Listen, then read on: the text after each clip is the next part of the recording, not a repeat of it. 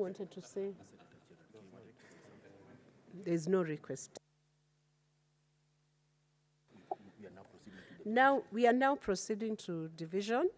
So, and we will begin with the Sugar Bill, National Assembly Bills number 34 of 2022.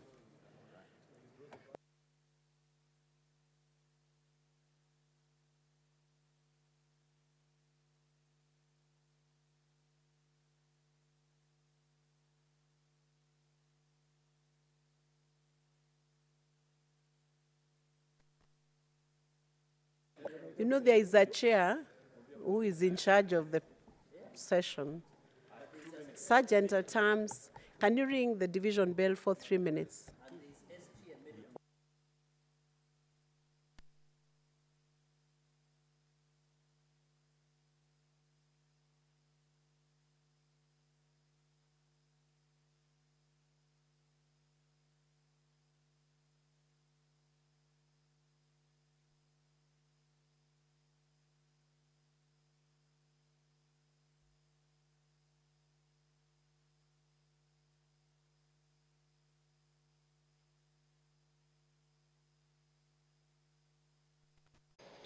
Is a bill that seeks to reinstate the Sugar Act, which was repealed through the enactment of the Crops Act 2013.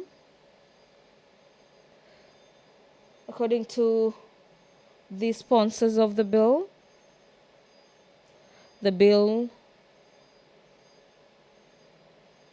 when enacted, will restore the roles of the Kenya Sugar Board, currently being undertaken by the Sugar Directorate of the Agriculture and Foods Authority, established under the Agriculture and Food Authority Act of 2013.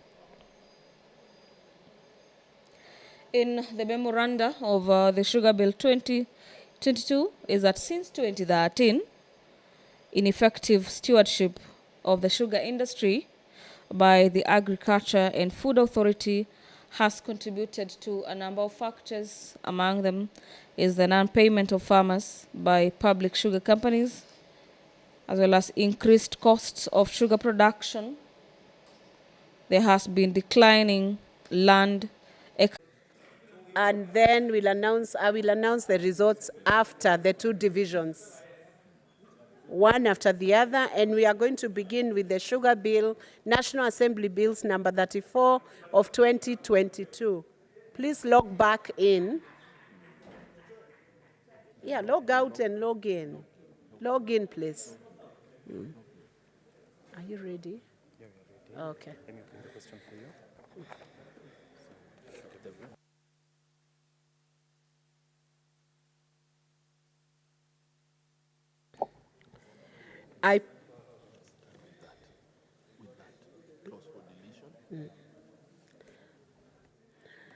Clause for deletion. I propose the question that clause 59 be deleted. You can vote now.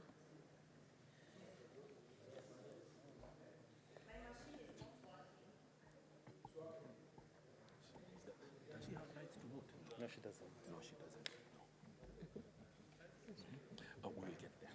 We will print the results, then come and get.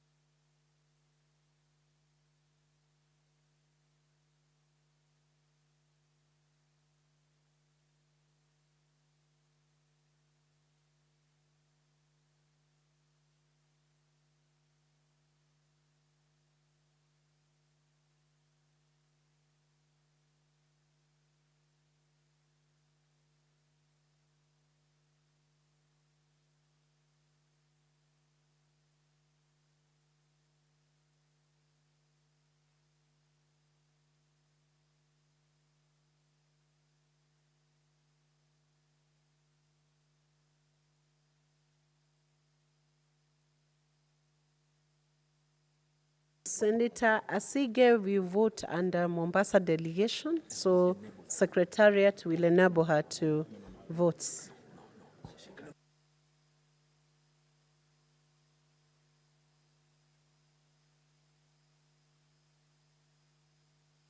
Senator Asige, the card will be activated, you'll vote in the next one.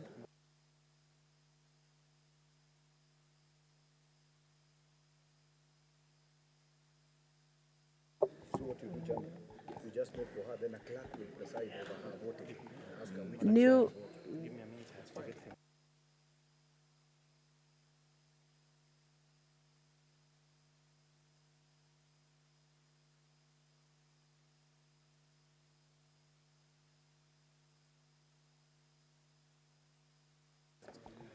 So going to the next vote, Senator Asige has been activated to vote electronically, so she will be able to vote. She will be given the support she requires. Next is new clauses 19A, 19B, and new schedule. I put the question that new clauses 19A, 19B, and the new schedule be now read a second time. Senators, you can proceed to vote.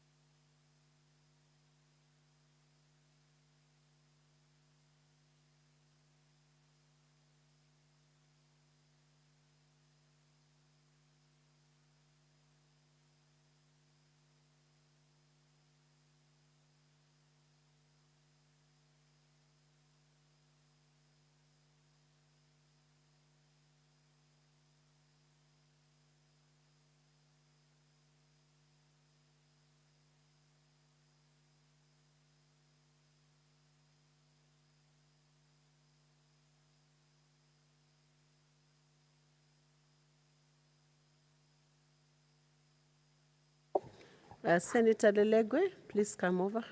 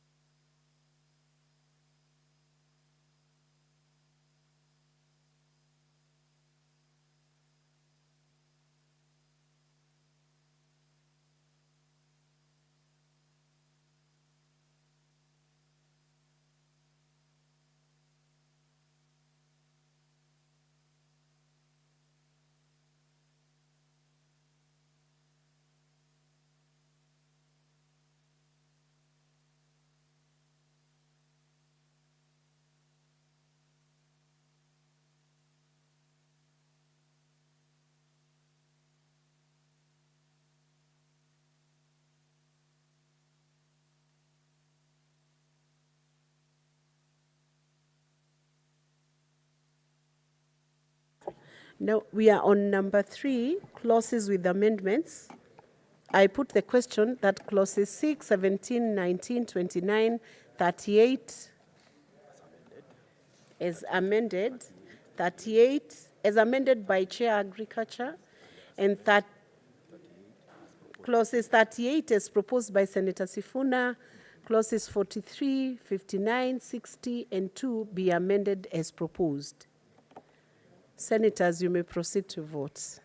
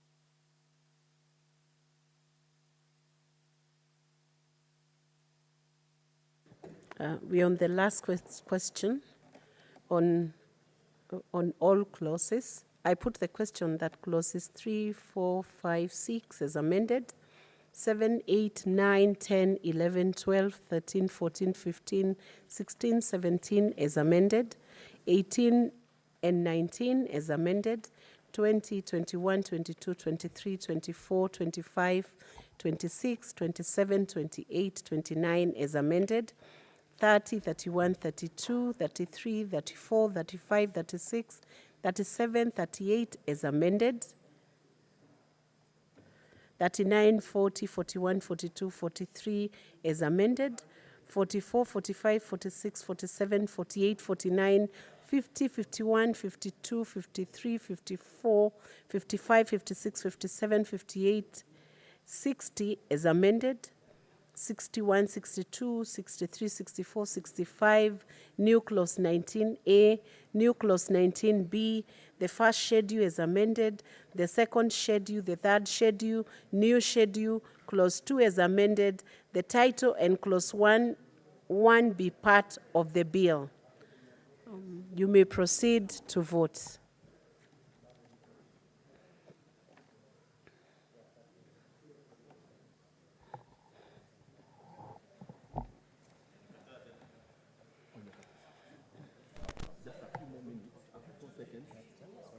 We print.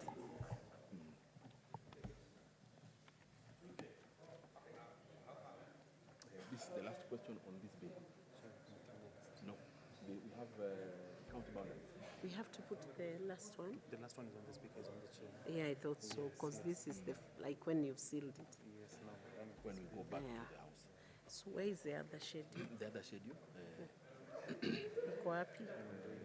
Madam Speaker, you want to announce the results so that we report on this one, or we wait and combine all of them?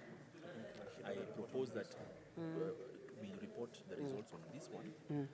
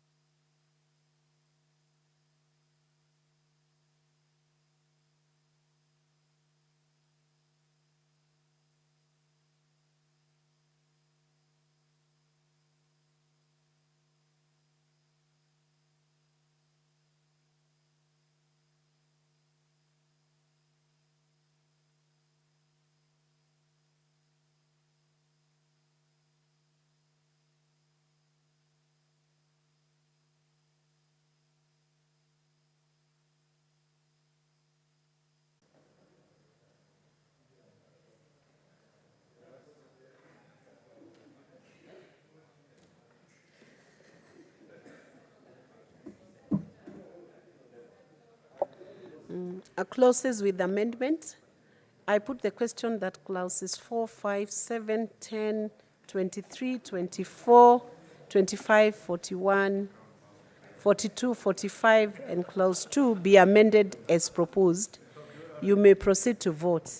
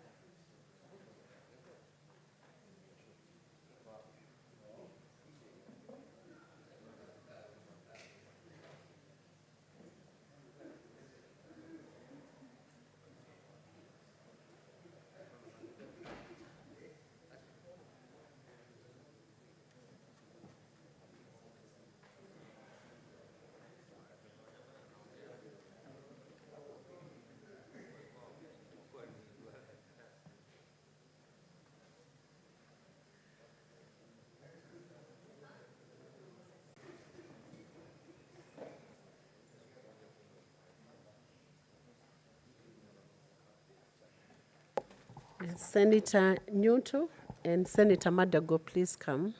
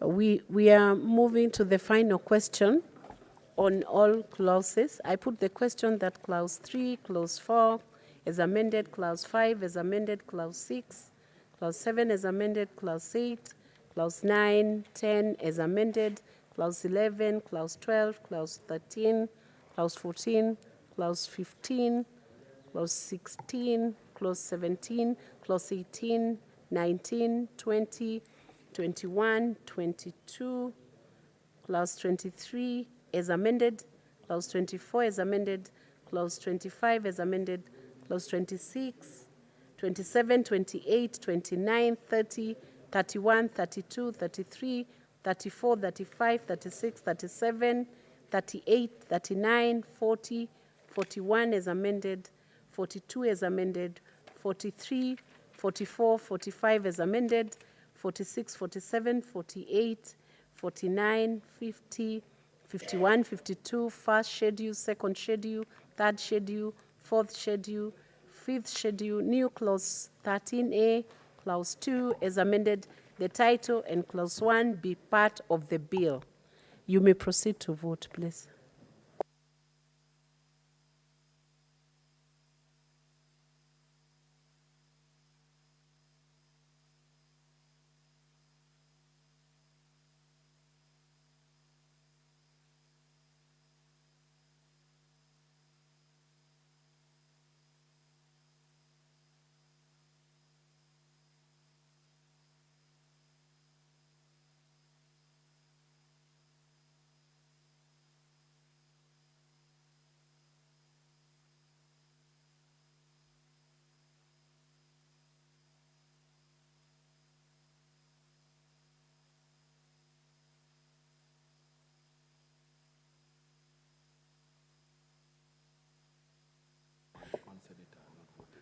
One senator has not voted. Just confirm that you voted. Can you tell who it is?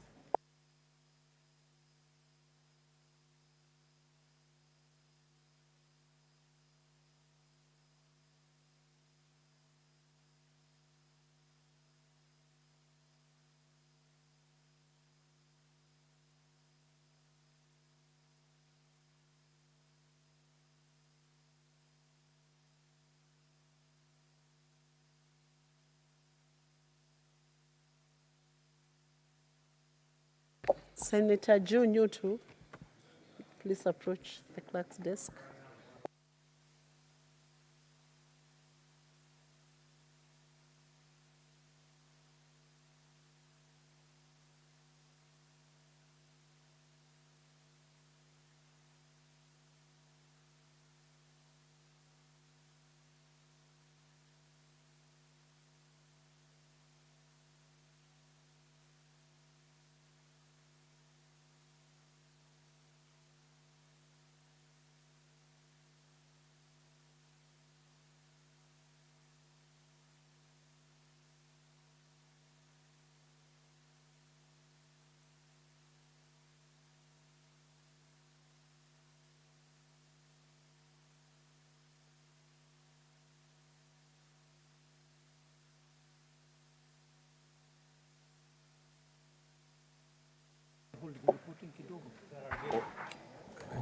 Possible.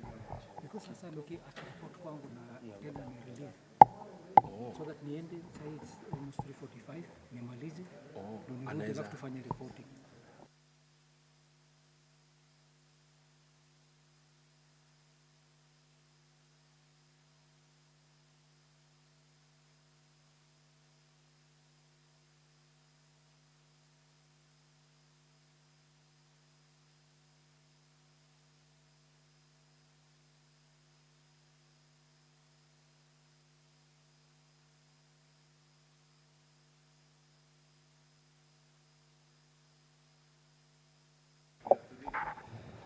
These are the results of the division, the County Boundaries Bill, Senate Bills number 6 of 2023. There were no clauses for deletion. New clauses, ayes 30, nays 0, abstention 0. The ayes have it. Clauses with amendments, ayes 30, nays 0, abstention 0. The ayes have it. All clauses, ayes 30, nays 0, abstention 0. The ayes have it. And that's the end of that division. Let me assist. Oh, wait. So Senator Wambua will stand in for Senator.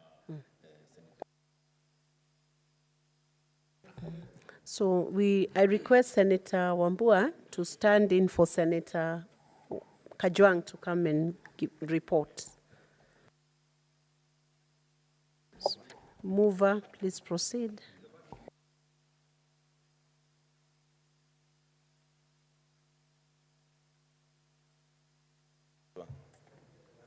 Thank you. Honorable Chairperson, I beg to move that the committee do report to the Senate its consideration. I put the question that the committee of the whole do report progress on its consideration. Yeah. Honorable members, I put the question that the committee of the whole do report of its consideration of the County Boundaries Bill, Senate Bills number 6 of 2023, and its approval thereof with amendments. As many as are of that opinion say aye. As many as are of contrary opinion say nay. The ayes have it.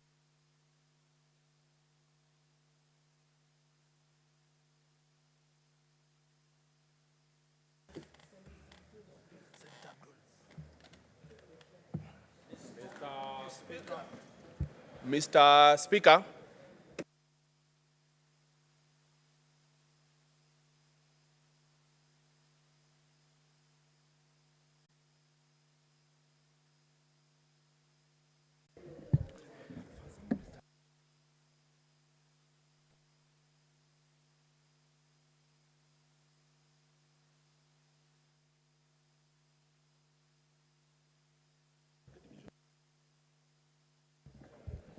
Sergeant at Arms, you can now open the doors and draw the bars.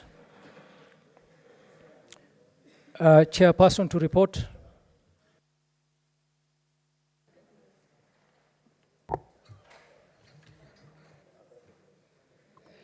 Honorable Speaker, I beg to report that the Committee of the Whole has considered the County Boundaries Bill, Senate Bill number 6 of 2023, and its approval thereof with amendments.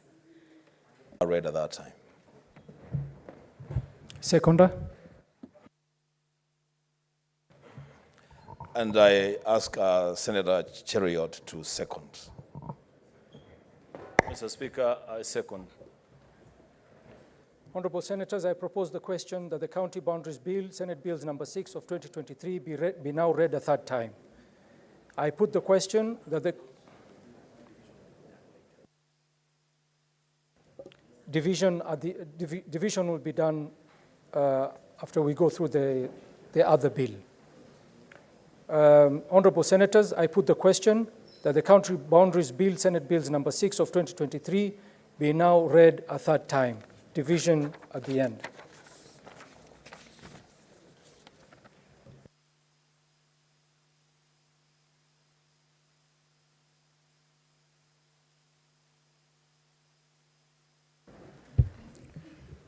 The Sugar Bill, National Assembly Bills number 34 of 2022, Chairperson. It's number 34 of 2022. Mover. Thank you, Honorable Speaker. Mover. Honorable Speaker, I beg to move that the Sugar Bill, National Assembly Bills number 34 of 2022, be now read a third time.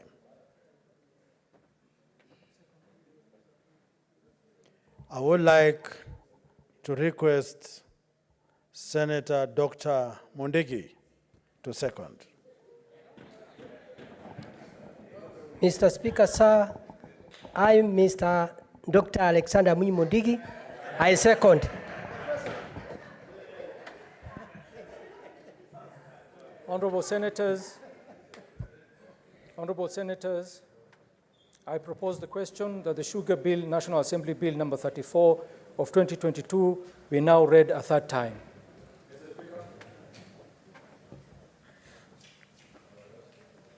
Just a moment.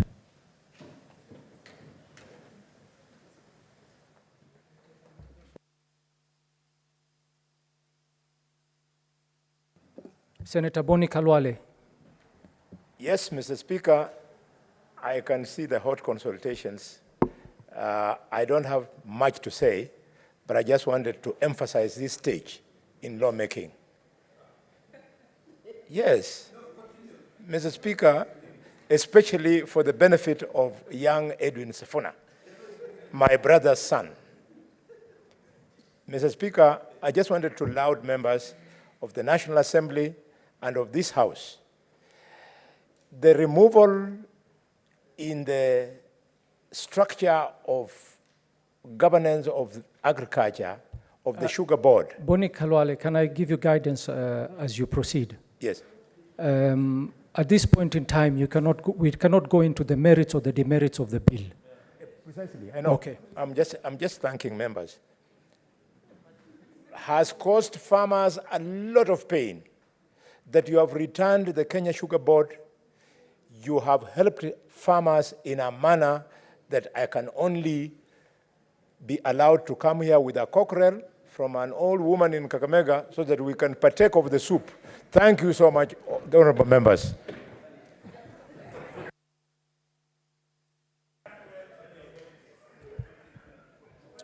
Very well. Honorable Senators, I put the question that the Sugar Bill, National Assembly Bills, number 34 of 2022, be now read a third time, division at the end.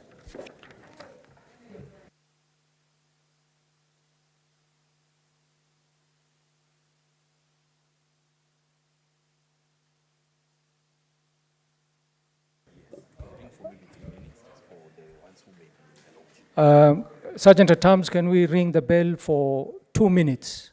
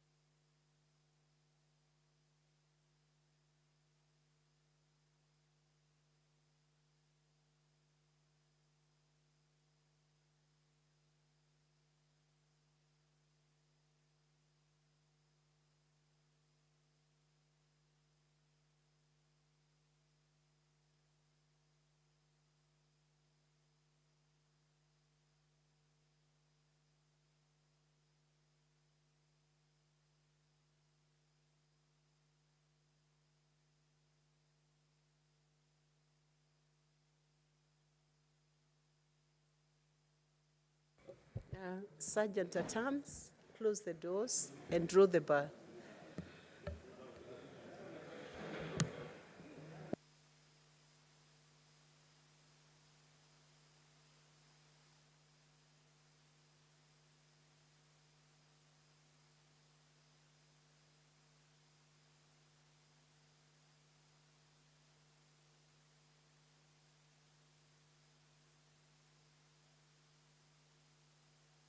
Honorable Senators, we will do electronic voting.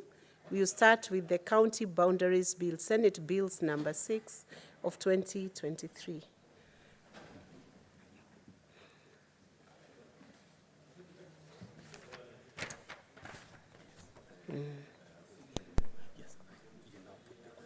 It will be read at that time.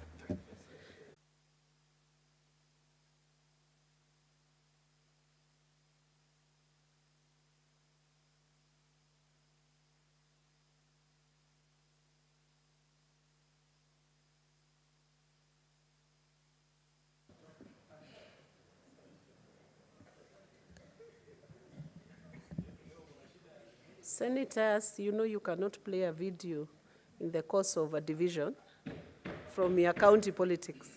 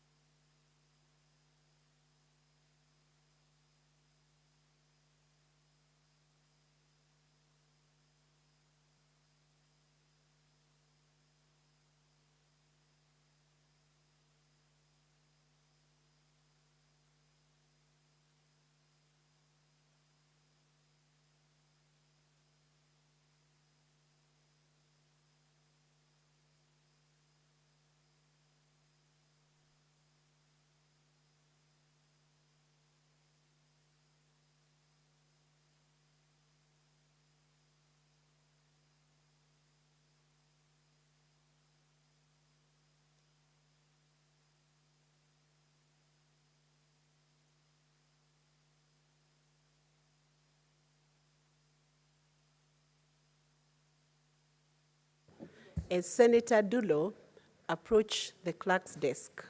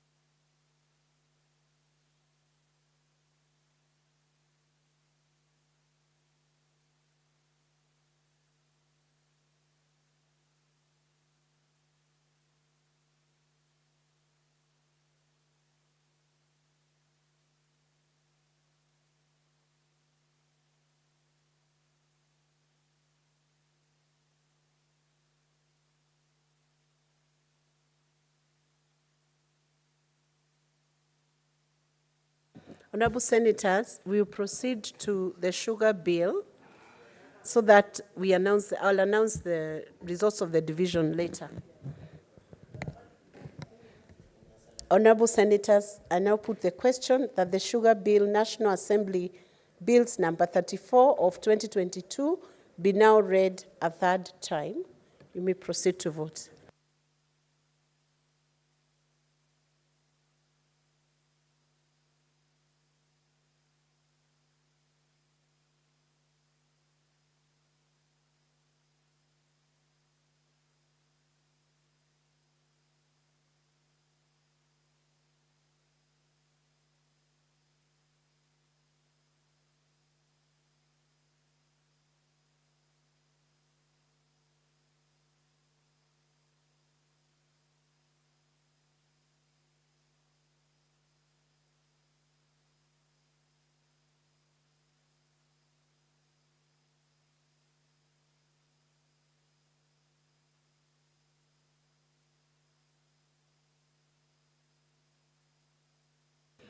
Some senators have not voted. Majority Leader, have you voted? Okay. Check if you have voted.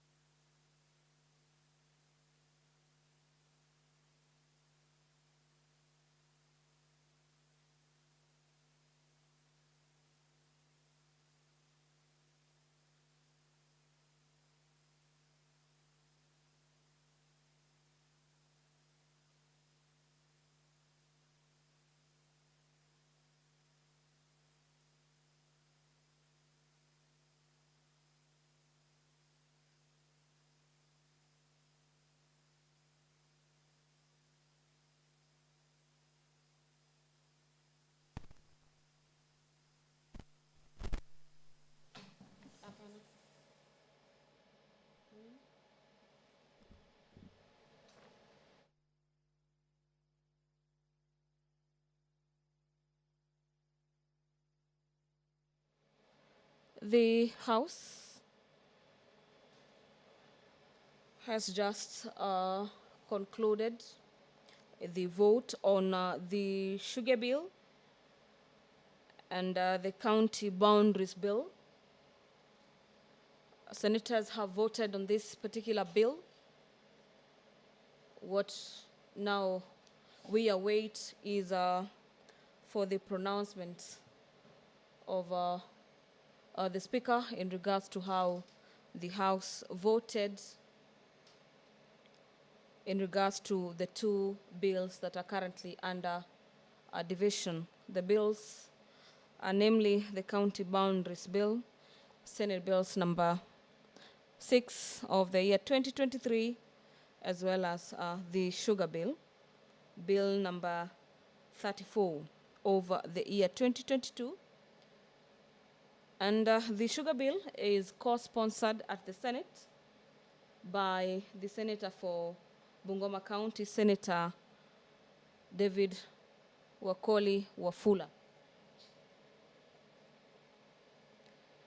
This bill seeks to streamline the sugar sector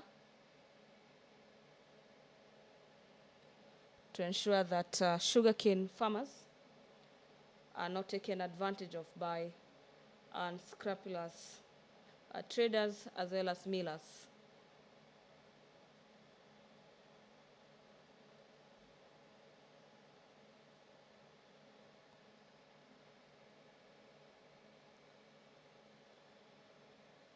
This bill seeks to also have restoration of the sanity in the sugar sector, as farmers from sugar growing areas have been undergoing losses. The Speaker is upstanding. Allow me to hand you over for the live developments from the chamber.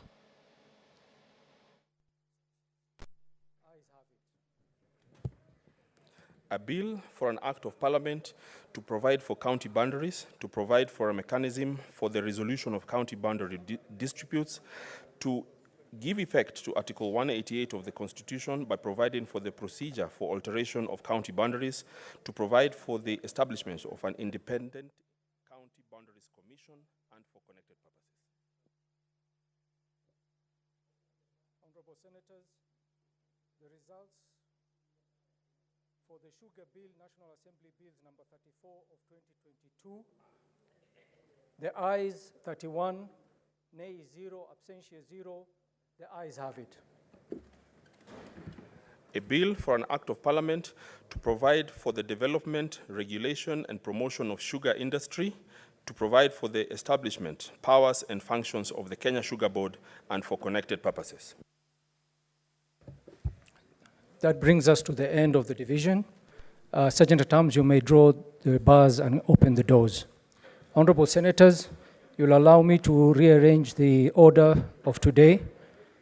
We will go straight to the Division of Revenue Bill, National Assembly Bills number 14 of 2024.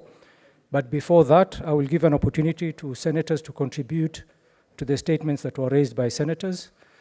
Senator Samson Cherargei.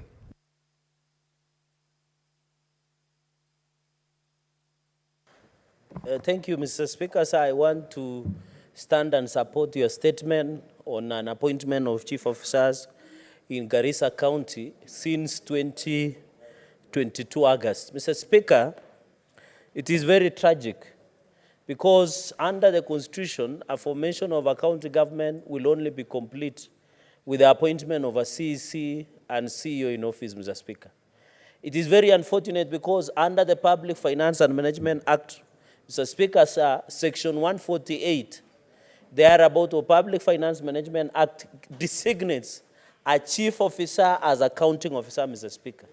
What is happening in Garissa County, Mr. Speaker, is sad, is tragic. They are in office illegally and unconstitutionally, Mr. Speaker.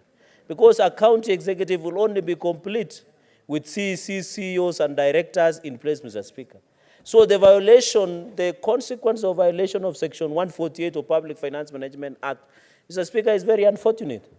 I want to request, Mr. Speaker, this is a very serious statement. It's not just an ordinary statement.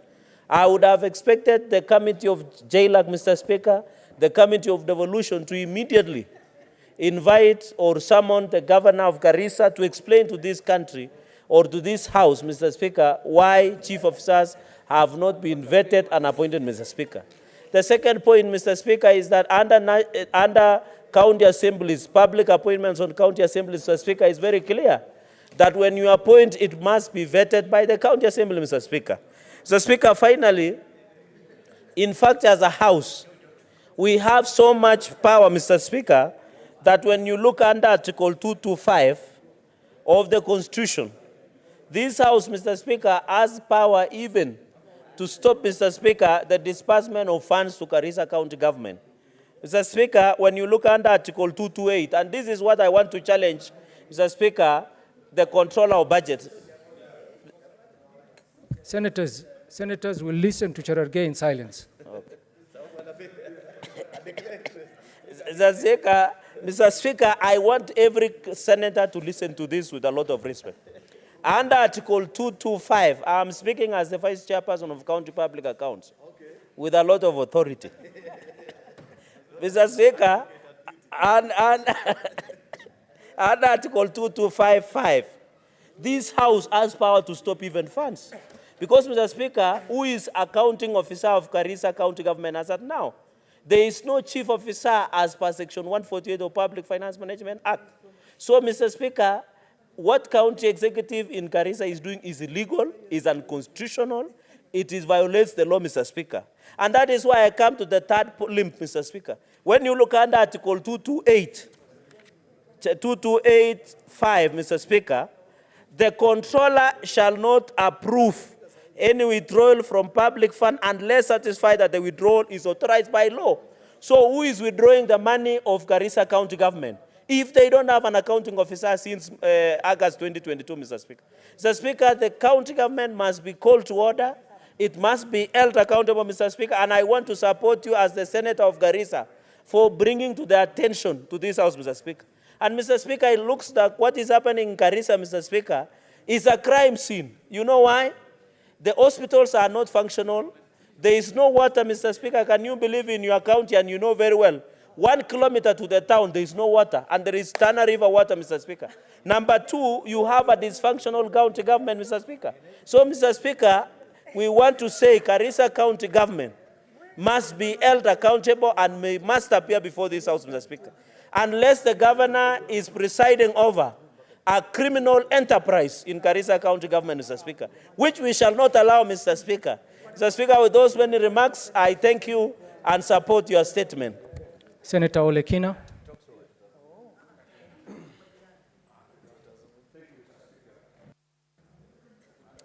Thank you, Mr. Speaker. Mr. Speaker, I rise to make some comment and support the statement that you made in your capacity as a senator for Garissa County.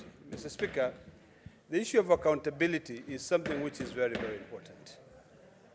If you look at Article 179 of the Constitution, it defines what is called the executive authority of a county, which is vested on the governor, the deputy governor. In fact, if you go to 179.4, it says the governor is a CEO, and the deputy governor is the deputy CEO. Then you've got the 10 CCs, who also have the accounting officers, who are the chief officers. The chief officers are the ones who have got the authority to incur expenditure. So if you come up with a statement and says that Garissa County does not have CEOs, it really begs the question as whether that county exists or not. You know, we sit here in this house and we devolve funds to go to our counties. These chief officers are the ones, in fact, if you read the two articles that my brother Cherelgei has read, if you read Article 225, which defines the process of which funds can be stopped from being sent to counties, the Constitution states clearly that Parliament shall enact legislation to ensure a fiduciary responsibility. So, Mr. Speaker, one of my biggest pet peeves is when we have counties and we come here, we sit here. You know, some of us, by the time we leave this Parliament, our backs are either broken because we sit here to be able to defend these counties. Really, is there any logical explanation as to why my good county of Garissa does not have chief officers? What is so difficult? Is it an issue of clanism? Is it an issue of incompetence? In this case, I'm sure there are others who are working. I'm sure there are so many young Kenyans who can be able to work as chief officers. Mr. Speaker, this is a very, very, very serious omission, which now begs the other question, which my brother Cherelgei had alluded to, has to do with the issue of the control of budget. How are funds then released by the control of budget to be able to go? Who authorizes those releases? You know, I'm looking at my brother, and I hope my brother, pilot, party leader, you know, captain, and also chair of budget, can be able to clarify these things. Because if I read the PFM Act, and I read it, I know it like the back of my hand. These two individuals, the chief officer, is the one who requisitions funds. Mr. Speaker, if you look at the cash requisitions on a daily basis, which are sent to the control of budget, the signature there for Narok County is a gentleman called Olenaingisa, who is the chief officer. Correct. So, what is the name of the chief officer for Garissa County? Is it Ole Fulani, or who is it? Because I'm just curious. These are some of the things that we really have to take seriously. And I thank the Senator of Garissa for bringing that matter into the attention of the Senate. These are issues that must be looked at if really we are to have a country. Finally, Mr. Speaker, as I conclude, there was a statement which was brought by my brother, Samson Cherargei. What I'd like the committee to do when they are investigating on that issue of floods in the highway, in the expressway, is really to inform this House on the terms of conditions of the the public-private partnership of the management of the expressway. In terms of, are we, as a country, supposed to also use public funds to be able to repair, maintain, yet we know the terms of agreement when it comes to an issue of PPP. You know, it is actually on a build, operate, and then transfer, BOT. So if the company which built the expressway is operating it, are we supposed to be also incurring expenditures? Are we also supposed to be inconvenienced by poor workmanship of the expressway, where you find that it is flooded? Now, when you come to the underpath or the lower road, if you are building a road on top, of course you will affect the road that people are using. Were there any terms and conditions set out in terms of the maintenance of that road? Those are things that we need to understand so that even when we ask questions, we can be able to understand how to respond to our people. The issue of flood, generally, Mr. Speaker, is something that is affecting so many countries today. In fact, when I was sitting here, I was reading a clip. I was actually seeing a clip from Tanzania where one gentleman was arguing that there were no floods.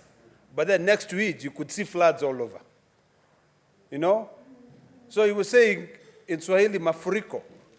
I think if the water levels are not all the way up to your windows and they enter into your house and then they flood your house and they go out, when the water, if you are just marooned in your house and you cannot be able to leave, it doesn't mean that it is mafuriko. But on a serious note, Mr. Speaker, I think this is something that we need to really think seriously on it. We need to consider our infrastructure and see how best we can be able to improve on an annual basis when we carry out our budgets. I thank you, Mr. Speaker. Thank you, Senator. Senator Ali Roba.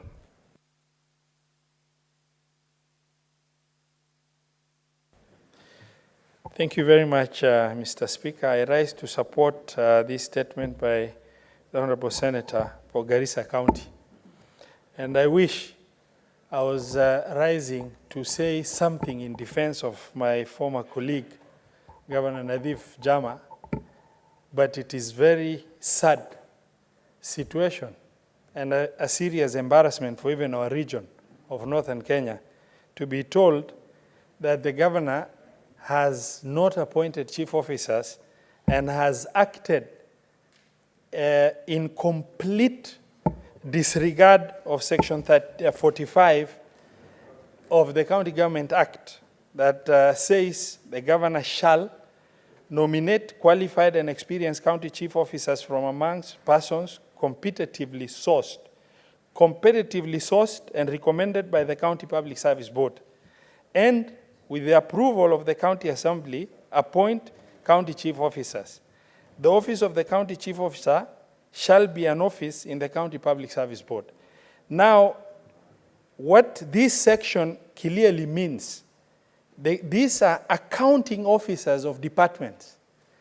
An accounting officer of department that has not been vetted and found qualified and fit to hold the office cannot purport to be holding an office in the name of acting, because what I'm told are chief officers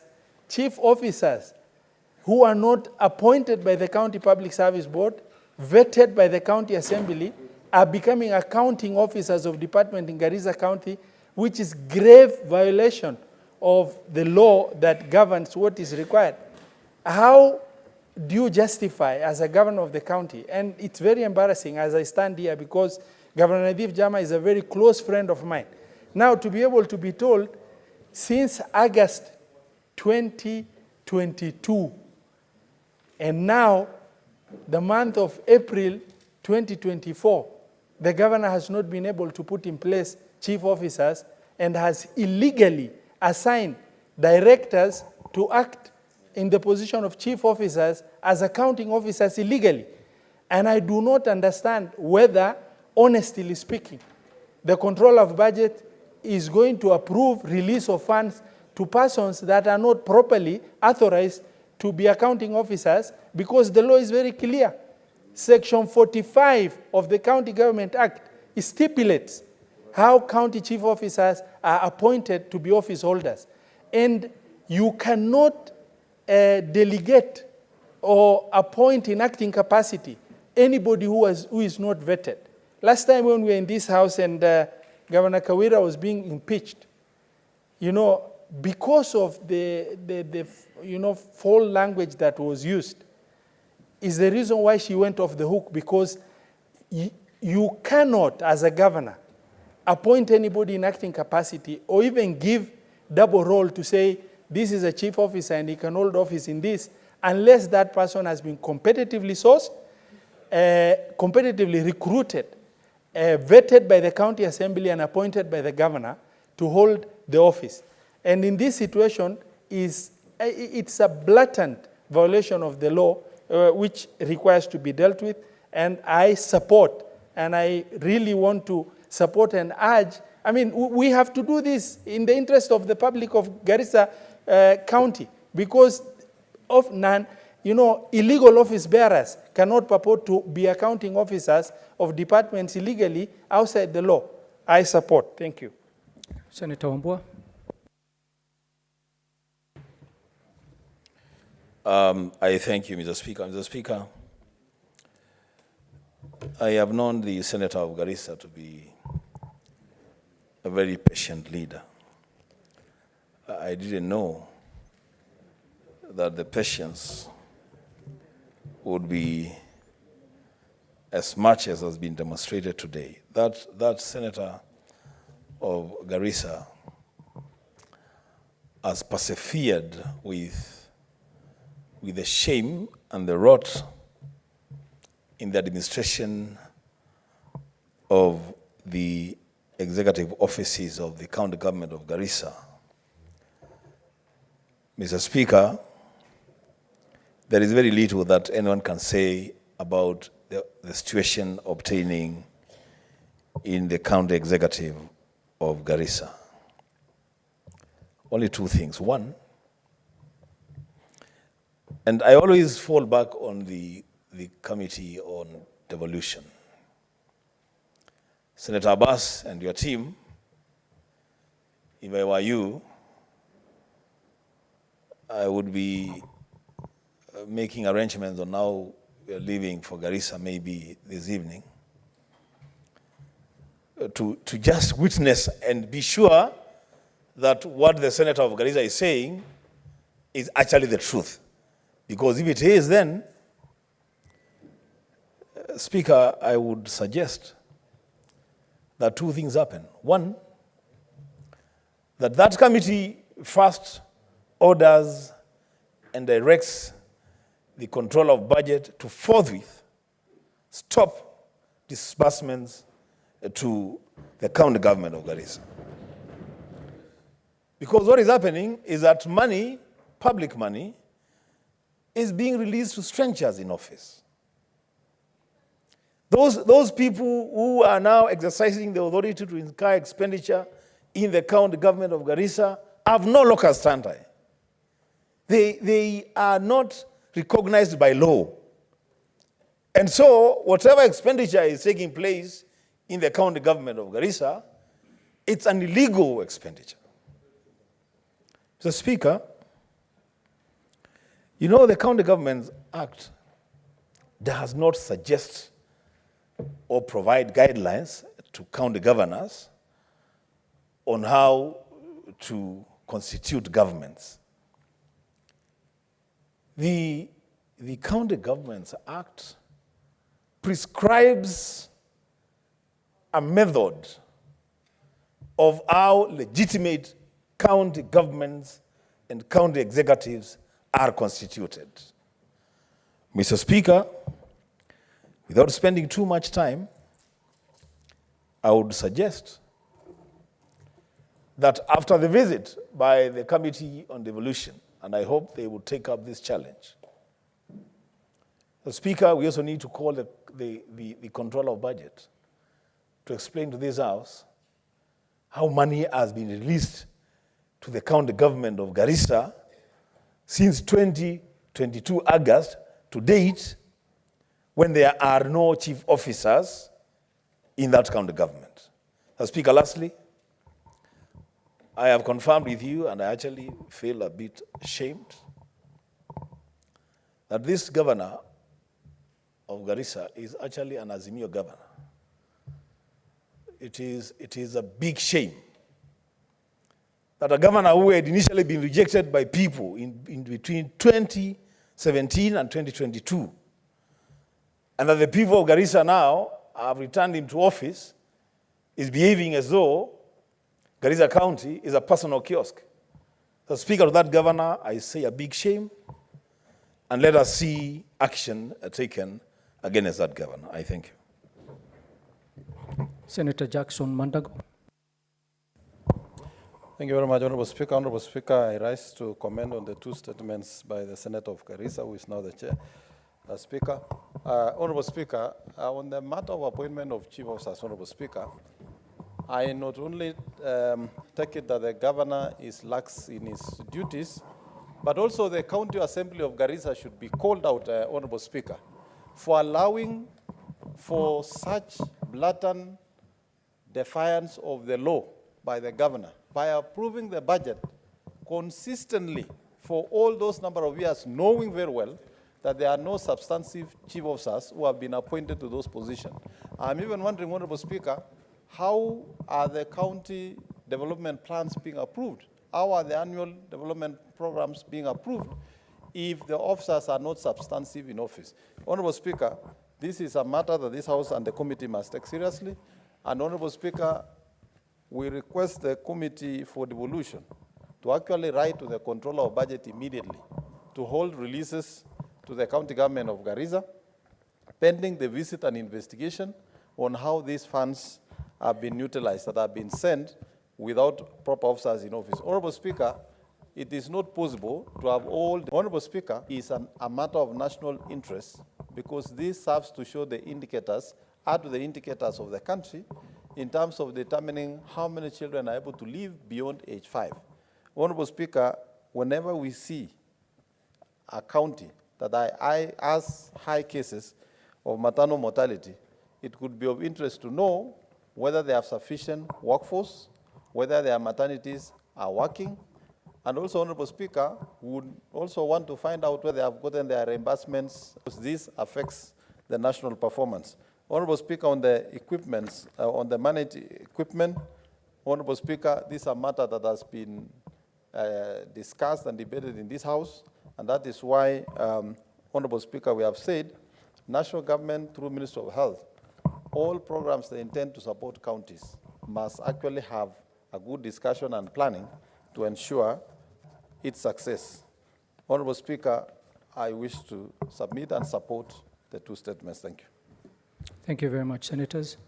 Honorable Senators, because of time, we have exceeded the time for contribution to the statements. I will have to stop it there and call the next order.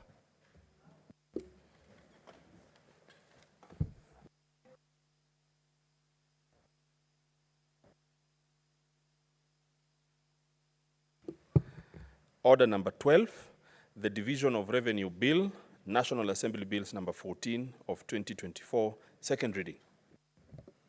Senate Majority Leader.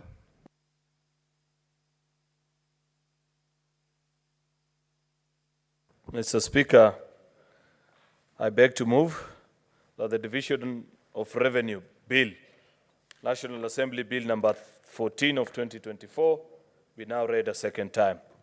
Mr. Speaker, sir, this is an extremely important bill. One of the cardinal responsibilities of this House or this Chamber of Parliament is to participate very strongly in the division of revenue raised nationally between the county and the national government. And over the years, the role of the Senate, Mr. Speaker, in this particular exercise has been affirmed to many doubting foes and friends alike by courts of law, by established practices around the globe, on the need for the Senate of the Republic of Kenya to make its voice heard on behalf of the county governments, Mr. Speaker. And it's a journey that has been fairly interesting. Therefore, I want to plead with colleagues, Mr. Speaker, to take time, because unfortunately, and on this Budget and Finance Committee, maybe we'll have to tell us why. In my days as a member of that committee, Mr. Speaker, we tried to always conclude this particular legislation long before for budget estimates in the National Assembly, view contrary to what our colleagues in the Assembly do on how much revenue should be dispersed to the counties, Mr. Speaker. And that is what, I don't want to anticipate debate, but it is what I foresee, Mr. Speaker, and refer to the Senate for consideration as required by Article 218 of the Constitution of Kenya. The purpose, of course, I've explained, is for the vertical sharing of revenue between the two levels of government. Mr. Speaker, sir, this bill was actually read a first time on the 27th of March, 2024, which is a few weeks ago, and pursuant to Standing Order number 145, it was committed to our very hard-working Committee on Finance and Budget, which facilitated public participation and all these things that we need to do. The division of revenue, Mr. Speaker, in accordance to Article 203(3) of the Constitution, demands that the most recently audited accounts approved by the National Assembly, you have at least 15% of that. 15% is a baseline, and there have been conversations around how to increase this, Mr. Speaker. The very late being in the NADCO exercise that you has truly participated in, which raised this actually to 20%. That bill is still before our Justice and Legal Affairs Committee. I don't see the chair of that committee. They will have updated us how far they are with that particular clause. The projected revenue for financial year 2024-2025, which is the next financial year, Mr. Speaker, is 2.948 trillion, Mr. Speaker. And I don't need to repeat my comments on this budgeting in the pie, this budgeting practice of having a pie in the sky and projecting a revenue which you know very well that the chances of hitting it. Program allocation, which amounted to on or about 6 billion. Actually, the precise figure is 5.86 billion. These adjustments also, Mr. Speaker, they take into account the non-discretionary financial obligations resulting out of the, number one, housing levy, two, increased contribution to the National Social Security Fund, and certainly the contribution also to the social health insurance funds wage drift, as well as the need for counties to provide matching allocation for the county aggregation industrial parks, otherwise known as the KIPes. Remember also there have been commitments in terms of the community health promoters program, where county governments and the national government meet their stipend on a 50-50 basis.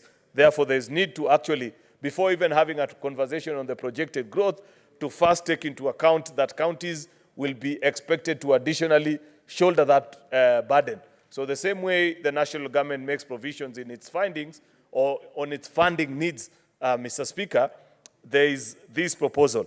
Pursuant to Article 118 of the Constitution, as read together with 145.5 of the Senate Standing Order, the committee facilitated public participation and took into account the views, recommendations of the public in its report, an advert inviting the public to submit memorandum. And during these stakeholder conferences, Mr. Speaker, the chair of the committee, will actually inform the House on who participated and who made their contribution, Mr. Speaker. A consideration of the stakeholder submission proposed that the bill should allocate as much as whatever amount that people are proposing and the justification thereon. Mr. Speaker, the committee has tabled their report and members will find time to read through and establish what has been established. Therefore, Mr. Speaker, the bill has 391 as a proposal, but our Committee on Budget and Finance, I have taken time to read their report, and much as I read the bill as proposed, Mr. Speaker, I must also make my comments on what the committee found, and what I do agree with them, that the national government share be 2.5 trillion, and the county equitable share be 415 billion, as what they had already observed during the annual BPS. We have said times without number, Mr. Speaker, that BPS is not just a rosy suggestion to the Treasury. It is well founded on good reason and logic. And there is actuarial studies to it that are undertaken by our members of Budget and Finance and even our colleagues from the Parliamentary Budget Office on how you arrive at that figure. I have explained, Mr. Speaker, that there are additional resource needs to our counties on account of laws that have been passed by the Houses of Parliament, which if we pass directly to our county governments, Mr. Speaker, will be unfair, because we know for a fact that, number one, there'll be more revenue raised or collected than was the previous financial year. Number two, we know that there is actual growth, Mr. Speaker, and the projected growth that has been relayed here is one of 6.4%. And therefore, if we expect the same to be seen in our county governments, Mr. Speaker, then we must begin by having a baseline that takes into consideration the need to first contain or pay, Mr. Speaker, the statutory deductions that arise out of laws that we have passed into this House and agreements that the county governments have entered in partnership with the national government, and there is no harm about that. There is no harm about counties, for example, agreeing with the national government to have the KIPE program. Good, well-thought-out program, which I expect each county government to think through and see what is it that their own people can produce and accelerate the access to market for the farmers in that particular region, Mr. Speaker. Therefore, on account of that, and for example, just to consider the matching condition allocations of the county governments on the agricultural aggregation industrial park is 11.75 billion shillings. Of course, there is a matching allocation on the community health promoters of 3.23 billion. Housing levy deductions, because remember, members of staff of our county governments, Mr. Speaker, are deducted, and there is an employer's contribution. The employer is a county government, is 4.5 billion shillings, Mr. Speaker. An enhanced contribution to NSSF due to the yearly growth, an extra 3 billion Kenya shillings, Mr. Speaker. And of course, a wage drift on account of yearly growth of about 3 billion. Therefore, I appeal to the distinguished senators of this House to support the report of this committee and their proposal so that we can conclude on this exercise. Mr. Speaker, we made a final observation, and this is perhaps my last comment on this issue, that we have still not concluded the conversation on the funding of our counties until we have a conversation about on-source revenue by our counties, Mr. Speaker. Many counties continue to underperform in terms of on-source revenue collection, and we have said they fail this intentionally, Mr. Speaker, because of pilferage. Many counties have refused to adopt modern practices in terms of on-source revenue collection, Mr. Speaker, as is the case of what you're observing with the national government, something that will help us at least keep tabs and know, Mr. Speaker, what is the true and actual potential of a particular county, Mr. Speaker. And therefore, to have a conversation on division of revenue without putting an equal demand, Mr. Speaker, for counties to find ways in which they can collect revenue and ensure that they collect that which is intended, Mr. Speaker. We have passed recently the national rating bill, Mr. Speaker, so that we standardize the payment of land rates, the leading source of on-source revenue for nearly all our counties, Mr. Speaker. We have equally passed the uniform procedures bill, Mr. Speaker, so that we ensure that our counties have a standardized way of collecting revenue. If it becomes impossible, then I shall be challenging my colleagues that we must think of a way that we develop a standard system that is applicable to all the 47 counties, instead of having county governors or county governments, Mr. Speaker, that on this county, this is a practice that is being used to raise revenue, and in another one is different. I believe as a House, and that is our duty because we can legislate. We are the only body that can make national law that is applicable to all our 47 counties, Mr. Speaker. And therefore, Mr. Speaker, I want to agree with the comments of my colleagues. I know many senators want to contribute to this particular bill, Mr. Speaker, and therefore I don't intend to be long with my comments so that I also get a chance to listen to the wisdom of the committee and colleague senators on what they have to say on this division of revenue. A final request, Mr. Speaker, if possible, I want to request colleagues that we debate this particular exercise and conclude on second reading today, if possible. However, if there will be many colleagues who will want to speak on it, then we'll have to carry on until Tuesday next week, Mr. Speaker, because it is an important bill that I don't see how you can be a senator and not have a say on the annual division of revenue bill, and say as much as you can. With those very many remarks, Mr. Speaker, I beg to move and request the chairperson of the Budget and Finance Committee, the Senator for Mandera, Senator Captain Dr. Ali Roba, His Excellency, to second this bill. Thank you, Mr. Speaker. Senator Roba.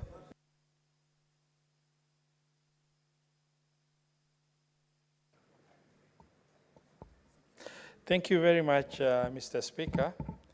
I move to second this division of revenue bill as moved by the majority leader.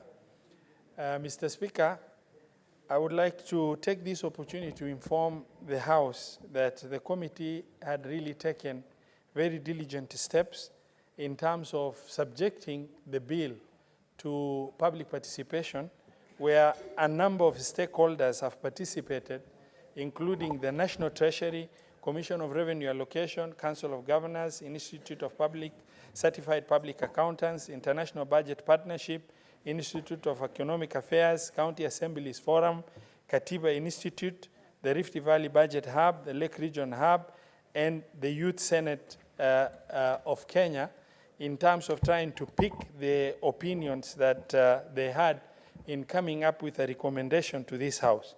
Mr. Speaker, the most important issue that we picked as a committee is the fact that the bill had an error in terms of the anchoring of the base of the bill. The bill considered the base for allocation, both by CRA and also our colleagues in the National Assembly, as 374 as opposed to 385.425 billion, which is anchored in the Act of Parliament, which is Division of Revenue Act, that is a law. And hence, that error cascaded into an erroneous indication of consideration that indicated that the bill had considered an increase of allocation to county governments of 16.6 billion, whereas the actual allocation as considered was only 5.6 billion or thereabout. Mr. Speaker, sir, we have also thoroughly interrogated the bill, and we realize a major error, Mr. Speaker, because whereas the Council of Governors appeared before the committee of the Standing Committee of Finance and Budget, but the Council of Governors have also been making a feel-good political statement whereby they end up making pronouncement like we will share 50-50 to a national agenda that is shared by the executive, without looking at the implication that was going to have on their budget, such as county, the issues of, aggregation of markets, which they said they'll have 50-50, issues to do with community health promoters. They also said, without looking at the budget implication, that they're going to share in 50-50. Mr. Speaker, sir, as we interrogated. We also looked at issues that the majority leader has, shared in them. There are legislations that have financial implication to county governments that it is the agenda of the national government to pass. For example, the housing levy, the issues of NSSF, and that the implication it will have on the payroll of county governments is an issue that we looked. And in looking at these issues, Mr. Speaker, sir, we determined there are issues that are non-discretionary expenditure that the county governments will not be able to really avoid. For example, issues to do with the current strike of doctors, which the national government, through the Ministry of Health, have already committed that they're going to pay the arrears amounting to over 3 billion shillings in terms of when the CPA was signed and up to 2024. But from when the arrears are settled, county governments are required to inherit that expenditure directly.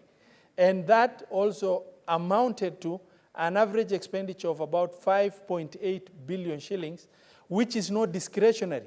There is no way the county governments will be able to reduce this expenditure once they inherit. The doctors have to be paid because that is an expenditure and the payroll numbers are going to increase. And hence, it's non-discretionary expenditure to county governments because they have got to foot that bill of 5.8 billion shillings. And we also looked at the impact housing levy will have, which came to about 4 billion shillings to county governments in terms of what the payroll impact in terms of upward growth. We also looked at the enhanced contribution to National Social Security Fund, which amounted to about 3 billion shilling, which is going to really adversely impact on the payroll of the county governments in terms of the overall, effect of this. And these are legislations that are passed nationally. We are all subject to that such legislation. Looked at this issue that the county governors have made, some political statement and made commitment that had very serious financial implication of 11.75 billion because the national government was going to contribute 250 million and the county governments have committed to match it up by contributing another 250 billion. The cumulative effect of 250 million times 47 counties is 11.75 billion. Most of them have advertised that they did not have any money in the budget to be able to make good in terms of making sure that construction has happened. So where will that bill go? If 11.7 billion shilling from county aggregation and industrial parks is an impact on the budget, and yet the proposal in the current bill is moving it from 385.425 to 391. Already 11.75 billion is increased on only one item. And we looked at the issue of matching allocation commitment, another feel-good political commitment by governors without looking at the impact it has. And when they appear before the committee, they start saying these are numbers that is impacting us negatively in terms of the payroll structure in terms of paying community health promoters. Why then commit if you are not able to meet? And then when we look at that, the impact also comes to 3.23 billion shilling on the payroll. And Mr. Speaker, sir, I was a governor for 10 years, and I'll keep on saying this because experience is not replaceable sometimes by other issues. If you look, Mandera County did not have, dialysis machine. It did not have a CT scan. It did not have advanced X-ray machines. Today they have, thanks to medical equipment services. Now that structure of medical equipment services has ceased into being, and county governments have either obsolete equipment that require replacement, or they need to service this. This has not also been built anywhere. In the wisdom of the committee, we looked at the importance of enhancing service delivery at the grassroots level, at the county level, for county governments, which is an issue that the national government came up with it is wisdom, and many people that used to seek dialysis from Nairobi by traveling and paying so much are able to seek dialysis in their respective counties thanks to these shared medical, medical equipment services that was put in place through national government policy and supported by county government. But it has since been discontinued. Then the question that we puzzled the committee is the question of then what happens now? And these services have already been introduced. Are we going to subject our public to a situation where they'll have to seek such services from bigger hospitals or level 5 hospitals? Or do we need to support to make sure that the bare minimum services that have been put in place are able to be kept so that those services do not, we don't fall back. But even if we can't improve, then we should be able to sustain. And as such, we have looked at allocation of 5.64 billion for that purpose. And then there is the issue of the IPPD automatic wage bill adjustment that happens without any consultation with anybody. And for that factor, we also said it is only realistic for a factor of about 2.857 billion be allocated for that purpose. Mr. Speaker, sir, I appeal to the senators to get to understand that, it is the determination, the commitment of this government, Kenya Kwanza government, to make sure devolution is protected and services are improved at those levels. But then when it, from the start, we are working on a situation because the Constitution has capped. The shareable revenue will be from the last audited and approved account, which is for 2020, 2021. We're already behind. And the figures we are looking at is from 2020, 2021, when the current financial year is 2023, 2024, that is ongoing. And we looked at it from the wisdom of the fact that all these items that I've listed are non-discretionary expenditure to county government. That is not something you can tell, okay, we've solved the doctors' strike, and now county governments, you are inheriting the bill. However, there is no corresponding allocation. And 5.8 billion shilling, county governments, we tell them, okay, you need to pay the doctors. Where will they get the money to pay the doctors when they're already struggling and the marginal growth of the revenues allocated to county governments has already been extremely marginal in terms of very small figures that were not even enough to cater for the normal inflationary expenditures in this county government. Mr. Speaker, sir, as I appeal to my colleagues and I share with them this critical information, this committee has recommended the vertical share of revenue between the national government and county governments for the national government at 2,524,318,490,857. For the county equitable share, this committee has recommended 415,952,200,000. This is arrived at by making those adjustments that we have said. The Commission of Revenue Allocation has recommended 398 billion. The bill as approved by the National Assembly has recommended 391. The base, the previous financial year DORA is 385.425. I would like to appeal to this House that since we represent the interest of the nation by making sure that devolution works at the county level, that reduces pressure on the national government in terms of the perception of the national government when healthcare works, the provision of water services works, the issue of roads work, and issues to do with personnel, being paid commensurate to their work also works. That the bare minimum we came up with is that, using that wisdom, as I support, I would like to appeal to the House to concur with the committee. Mr. Speaker, sir, I support. Thank you.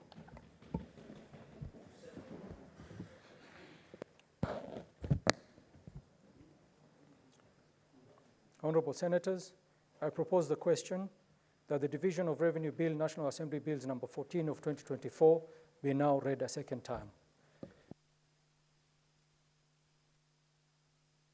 Honorable Senators, at this point we'll allow contributions. Senator Geoffrey Osotsi. Thank you, Mr. Speaker, for this opportunity to make my valid contributions on the Division of Revenue Bill 2024. Mr. Speaker, from the onset, I want to say I support the bill, but with amendments that the committee is proposing, that the shareable revenue to the counties be 415 billion shillings. Mr. Speaker, we cannot be seen to be going against our word.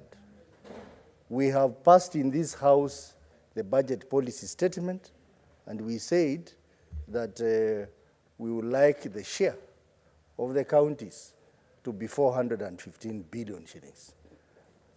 It is a surprise that the National Assembly says 391 billion shillings.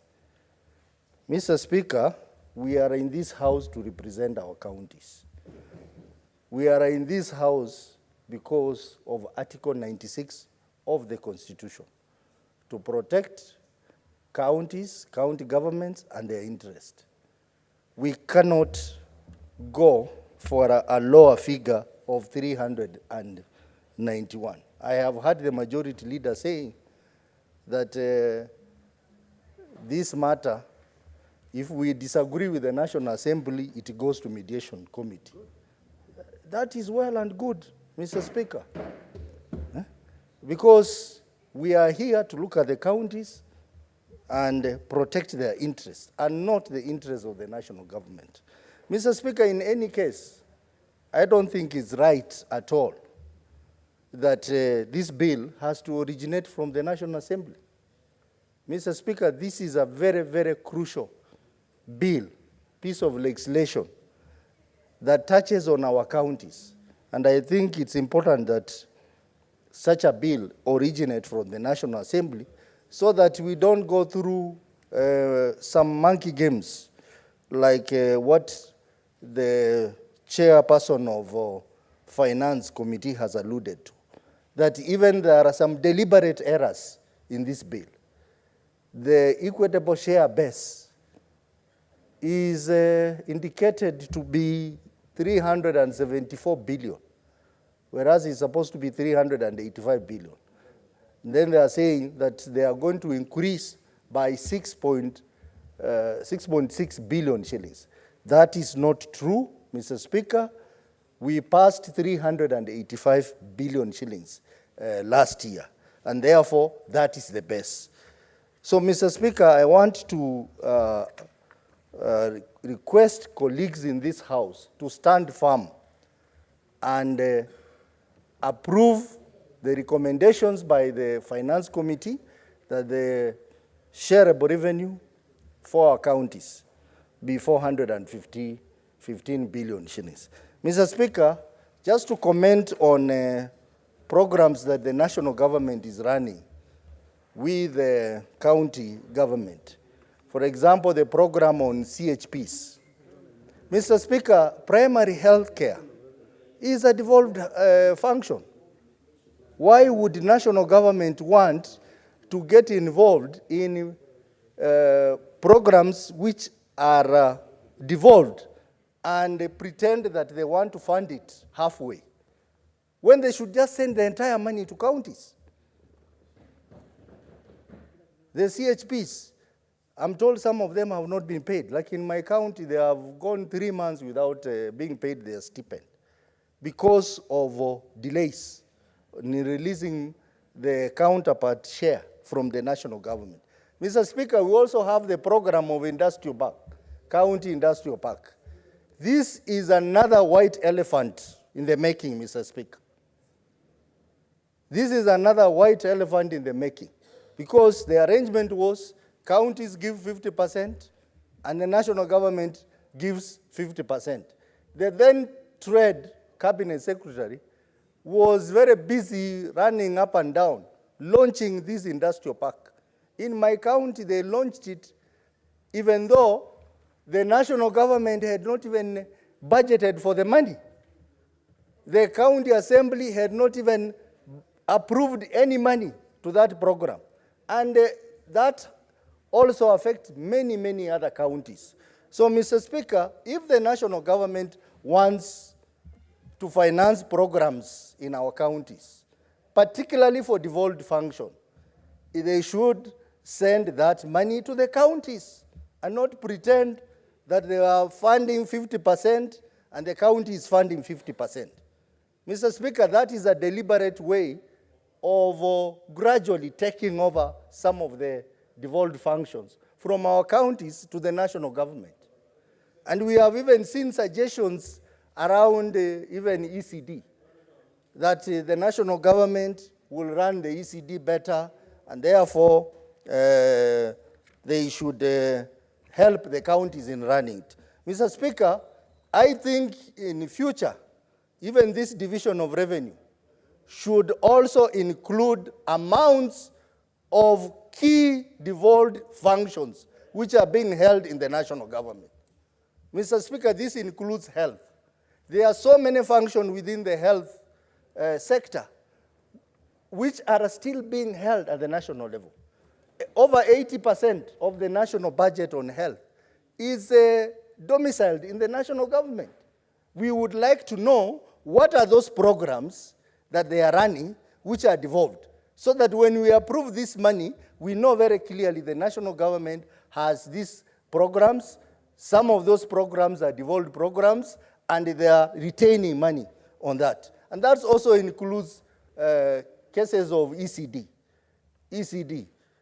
which to some extent, quite a number of programs are run by the national government.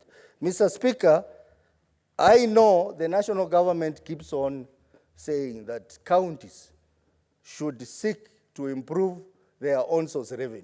We agree with them on that. But that should not be used to deny our counties money. Let us deal with the governance issues in a county. That's why Senate is there. We deal with it, but don't use that to deny our counties money. We would like our counties to get a fair share of the nationally generated revenue. Apart from that, we put pressure on them to maximize on avenues for raising money through on-source revenue. Mr. Speaker, I know that some of our colleagues are going to be intimidated on this to go for the figure that the national government has approved, 391. I want to ask our colleagues, and especially the colleagues on the other side, please stand firm for devolution of this country. Stand firm. We do not want a scenario like last time when we were given two choices and we went for a choice of lower money, 385. This is an opportunity to redeem yourself. And we are going to redeem ourselves by pushing for 415 billion shillings for our county. Whatever happens, I hope Senator Cheregei, I see he's nodding, I hope he's with us on this, because we are here because of our counties. We are not here because we are pushing for the interests of the national government. The national government interest can be pushed in that lower house called the National Assembly. But in this upper house, we are here to push for the interest of our counties. Even though we have problems in our counties, we have corruption, we have leverage of funds, but let us be seen to be doing our work as Senate. Our main function is to take money to the counties, and after taking the money to the counties, we oversight. So let me do my first part of the work to take enough money to the counties. And then I will follow this money to oversight the money. But we cannot say that we want to give our counties less money and behave like those guys in the lower house. You know, the fellows in the lower house, they are getting a lot of allocation. They are getting money for roads, they are getting money for CDF, they are getting money for many, many other things. Senators, our work is basically to push for more money for our counties. So I fully support the report by the Finance and Budget Committee, where we have Senator Governor Roba, and we have very strong members like my neighbor Boni Khalwale there. We have my good member in the CPIC committee, Tabita, is there. And these are people who are stood firm. So continue standing firm with the rest of us. This time around, we want to see a Senate that is going to speak with one voice. Whether you are in minority side or a majority side, I am requesting you, let us speak with one voice on this matter. So, Mr. Speaker, I support. Senator Danson Mungatana. Bwana Spika, nachukua nafasi hii kusema asante kwa kunipa nafasi na mimi niongee kidogo kuhusu hili swala na hii hoja ambayo iko mbele yetu. Bwana Spika, mwaka wa 1963 Kenya ilipopata uhuru, kulichaguliwa maseneta 41 na maseneta hawa, Bwana Spika, walikuwa haswa wanasimamia majimbo yao. Manake katiba ya kwanza ilikuwa imepeana nguvu majimbo. Na siasa hii ya majimbo, Bwana Spika, ilikuwa inaendeleshwa na wale wakubwa zetu waliotutangulia kama Ronald Gideon Ngala, Masinde Muliro na Daniel Moi, ambao walikuwa kwa chama cha KADU. Marehemu hayati Jomo Kenyatta na Jaramogi Oginga Odinga walikuwa kwa chama cha KANU, ambao walitaka serikali moja na hawakutaka hata bunge la majimbo, bunge la seneti liwe pale. Bwana Spika, mpango ambao ulitumika haswa ni kuyanyima majimbo pesa ili yafe kifo cha kawaida. Na Bwana Spika, walitumia pia namna ya kuvunja nguvu KADU na kuwaringisha mikono wale viongozi ili wale maseneta wahame, na walihama, Bwana Spika, na wakaingia upande huu wa serikali na wakawa nominated kama wabunge wa kawaida. Bwana Spika, kuua gatuzi zetu za majimbo, gatuzi zetu ndogo ambazo tuko nazo wakati huu, ile formula ya kutumika, Bwana Spika, ni kuwanyima pesa. Na sisi hapa kamati yetu imekaa imeangalia sababu nyingi, na chairman wetu Ali Roba amezielezea kwa undani, sitataka kuziingilia tena. Alafu amesema sisi kama kamati ya seneti tumekaa na tumesema pesa ambazo zingefaa ziende kwa gatuzi zetu ni bilioni 415.9. Hawa wengine ambao wameleta hii mswada wanasema pesa ambayo inafaa iende haswa kutumia akili ama maelezo ya treasury ni kwamba ni bilioni 391 ndio ambayo inafaa iende kwa magatuzi yetu. Nakubaliana kabisa na wenzangu ambao wamesema hapo mbeleni ya kwamba wakati huu ni lazima tusimame kidete.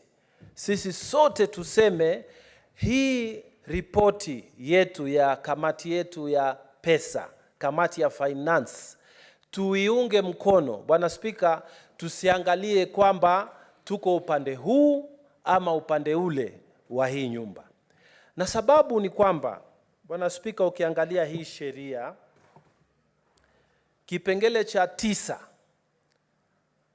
kinaelezea sababu ambazo National Treasury ama mfuko mkuu wa Kenya wametoa sababu wakisema tutumie tupeleke kwa gatuzi bilioni 391 na wakatoa sababu zao, na sababu wamezitoa ni sababu 9.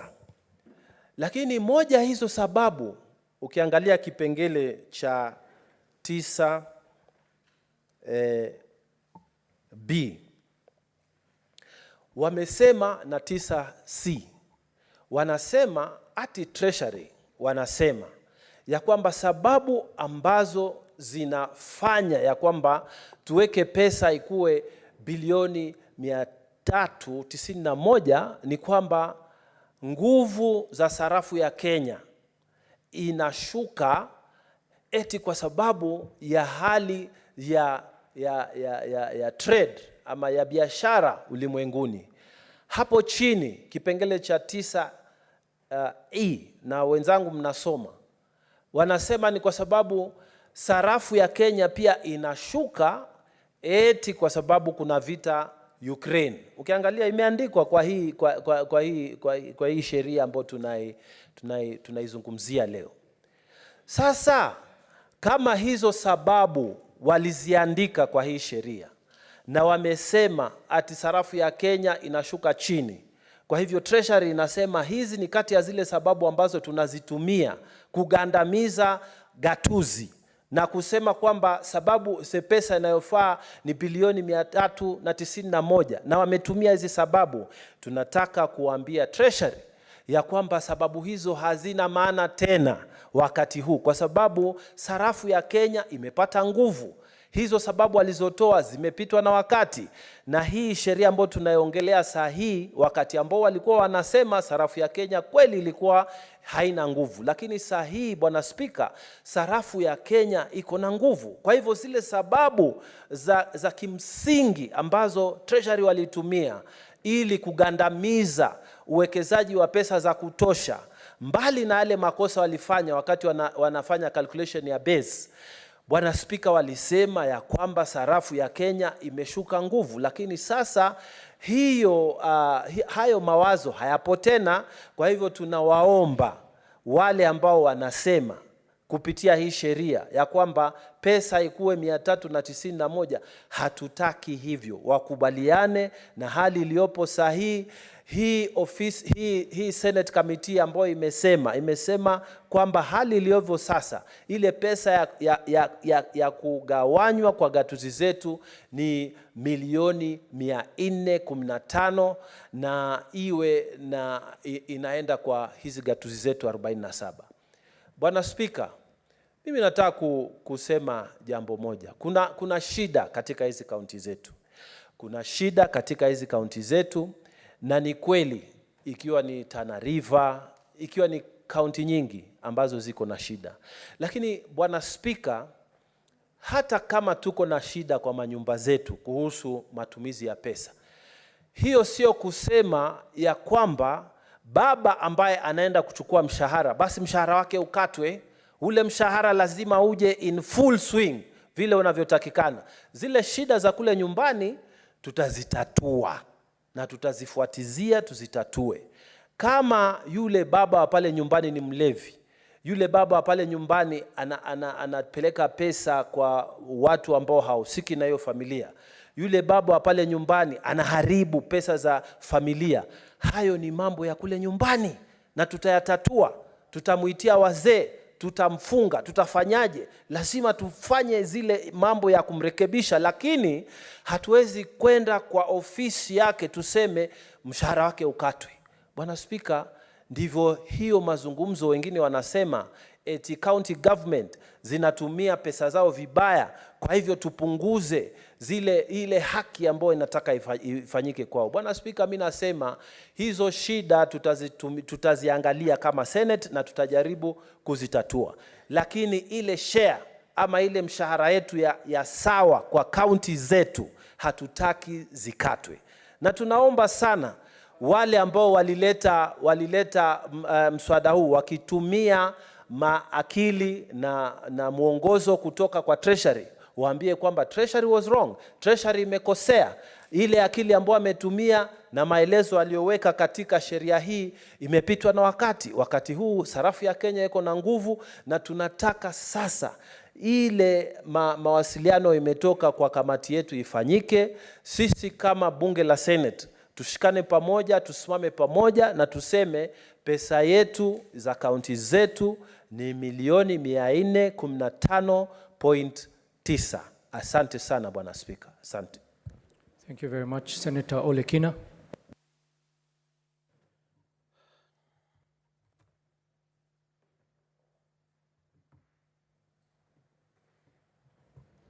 Thank you very much, Mr. Speaker. Mr. Speaker, I rise to support this bill on division of revenue between the two levels of government, the national government and the county government. Mr. Speaker, from the onset, let me begin by appreciating, once again, the distinguished senator from Mandera, the chairperson of the Standing Committee on Finance and Budget, and his entire team for being extremely diligent in making sure that the youth are tooth-comb to go through what is presented in their committee. Mr. Speaker, I want to be very candid, but what had been indicated in the bill falls short of nothing but deceitful. Mr. Speaker, it is very shocking that the House of Parliament can introduce a bill and completely deceive Kenyans, because not only this House, Kenyans, in terms of the content of the bill. Mr. Speaker, being told that the baseline that was indicated in the bill was a figure of their own imagination, so that they can be able to demonstrate to Kenyans that we're increasing money for counties, it is actually very, very wrong. It's completely uncouth, uncivilized, and whoever did that should be ashamed of himself. Mr. Speaker, we're in this House because of Article 96 of the Constitution of Kenya, to defend the interests of our counties and their governments. And for this, for what the Committee on Finance has done, it has shown diligence, it has shown fiduciary to the rule of law, and it has also demonstrated to this country that Senate is here to defend devolution. Mr. Speaker, there's a word that my brother used, Senator Ali Roba, and he said that governors are quick to be able to accept goodies from the national government, and they go out there and they make statements, feel-good political statements, that we are doing this, we are doing this. Mr. Speaker, it's about time that Kenyans realize that those statements is what is causing projects to stall. When you prioritize someone else's projects in the expense of your own projects. Mr. Speaker, the national government and the county government have their own share of resources.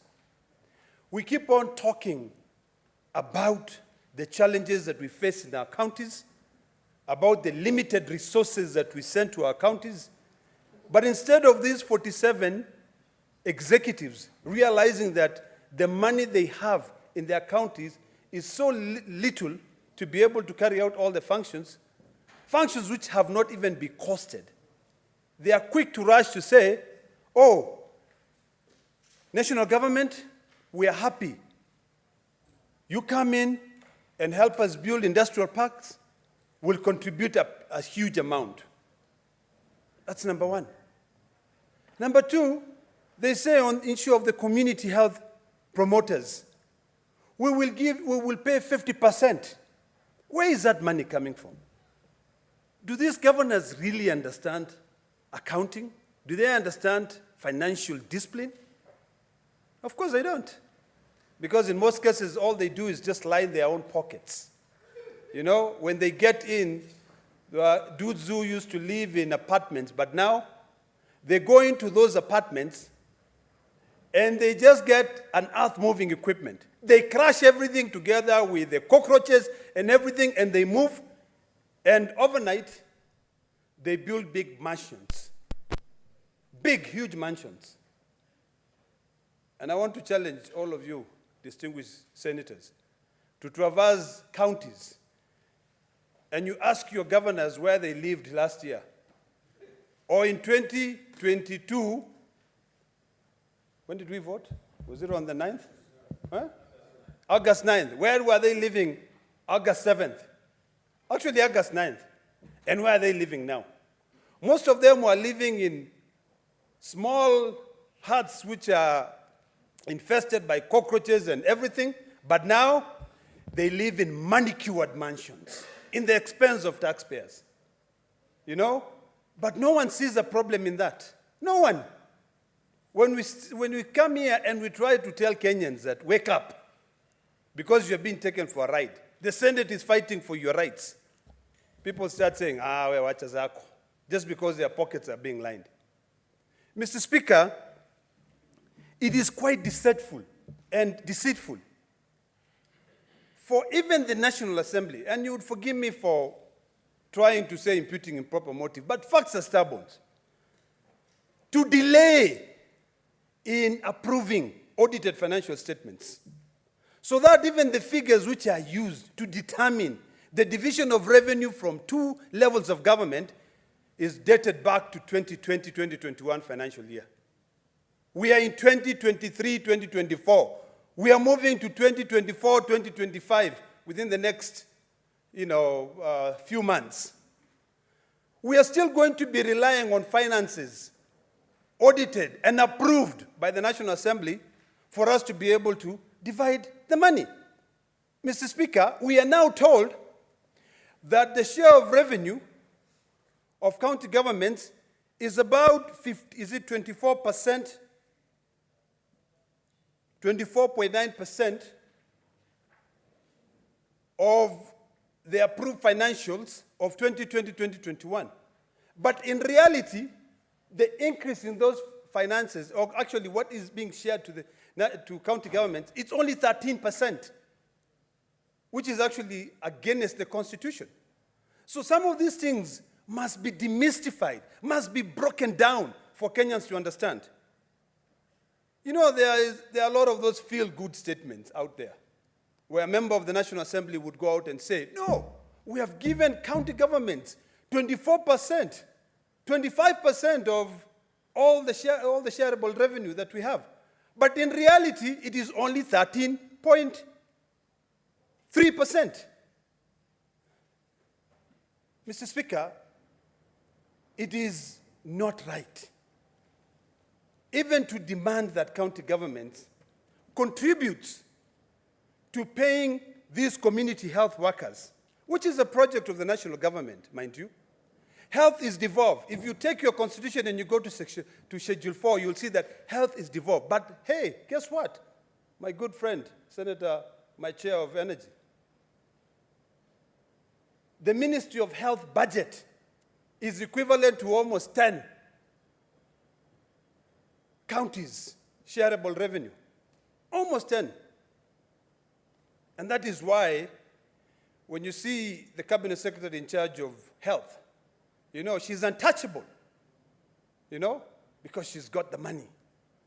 But in reality, Kenyans don't understand the pain that we go through in this house trying to demonstrate why Kenyans should be up in arms saying that those doctors must go back to the hospitals because a national government must pay, must make sure that we actually try to be our brother's keepers. Because we're not, Mr. Speaker. And it is imperative that all 47 senators elected to represent their people are here. They take the division of revenue bill. They go through it. What the Finance Committee did is commendable. You know, how on earth, you know what really, really shocks me is that a bill would go through Parliament. We have staff that we pay money, and it is published with the Kenya Gazette, and whatever is being published is not accurate. What do you call that? We all know what was the baseline for the last year. How do you reduce it by over 10 billion, and then you come and say, hey, guess what? We are increasing the allocation to counties by X amount of money. Mr. Speaker, national government projects should be national government projects. The reason why today, Mr. Speaker, county governments are not able to pay their own pending bills is because county governments, with the same feel-good political statement, are diverting the money that they're supposed to pay the projects to be able to appease the national government, to go in and probably build those national government projects. Why can't we just learn to live within our means? Why can't we just allow? If, Mr. Speaker, all those stakeholders who gave their views to the committee were the first one to say, gentlemen, the amount which you are proposing to allocate to county governments is inadequate. And these are experts, mind you. These are technocrats. These are people who understand. These are constitutional bodies that have been set up to be able to ensure that at least we maintain a fiduciary responsibility. We help our counties grow. They can come and tell us, guys, listen, the amount of money you are sending to counties is not enough. We ignore it. National Assembly, come on. You know, some of the things that really annoys me, and it's important for people to know. Sometimes the executive will go out there and say, I have given county government X amount of money. The executive doesn't give the county governments money. We, in Parliament, are the ones who divide the money between the executive and the county government. And in this proposed division, which I concur with the committee, they have said that, listen, we will give the national government about 2.9, about 1.5 trillion, 1.570 trillion, because the projected revenue is about 2.948. Out of these, we'll divide. We will give the national government 86% of all the money, 86.4% of all the money that we're going to collect, national government take it. County governments take only 13%. I think what we need to do, and this goes to the Committee of Finance and Budget, because of your diligence, your agility and dedication to service, which is helping this country, what we need to do is to find a way to now push, if it means coming up with a piece of legislation, to push for the National Assembly to fast-track the approval of the current financials. I mean, we cannot be relying on 2020, yet we are in 2025. I mean, seriously, what exactly are we doing?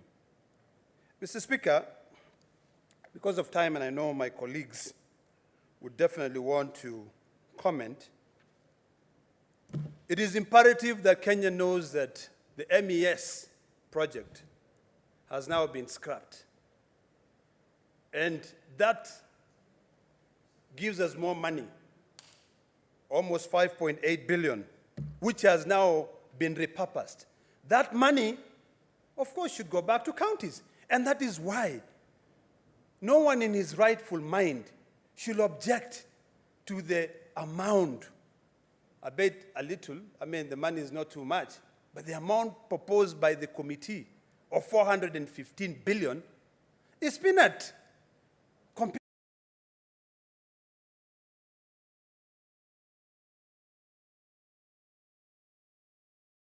to about 6 billion. We have that money. Save the counties. So in conclusion, Mr. Speaker, I want to plead to my colleagues that when you're here, remember your first duty is to the people of Kenya who have elected you to be here. Your second duty is to remember which article of the Constitution puts you here and what it says.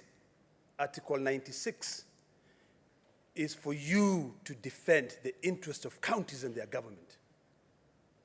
Number three, as I conclude, Mr. Speaker, I also want to remind county governments that Article 226, subsection 5 of the Constitution, and also Article 125 of the Constitution, this House, as long as I'm a member of this House, and our committees on oversight, will take you to task to be able to demonstrate how you've been able to be diligent in using public funds.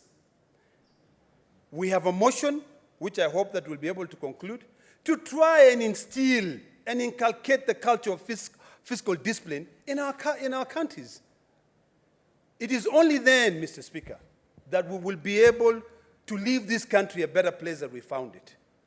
County governors, leave these feel-good statements where you want to be seen as if you are supporting the national government. You should not be kissing asses of other people in the national government. In fact, what you should do is to be able to go. Senator Olekina. What did I say? Use parliamentary language. Okay. Did I just? And please withdraw that. I withdraw that statement. Sorry. You should not literally. Let me put it in better terms. I'll ask my brother, the majority whip, when he's making his contribution, because I know how generous he is with his words, to follow up from where I left it and ensure that he sends a message straight to these governors so that we leave this country a better place than we found it. So I support, and once again I say congratulations, my dear brother, my Apti, for the good work. Thank you, Mr. Speaker. Thank you, Senator. Senator Tabitha Mutinda.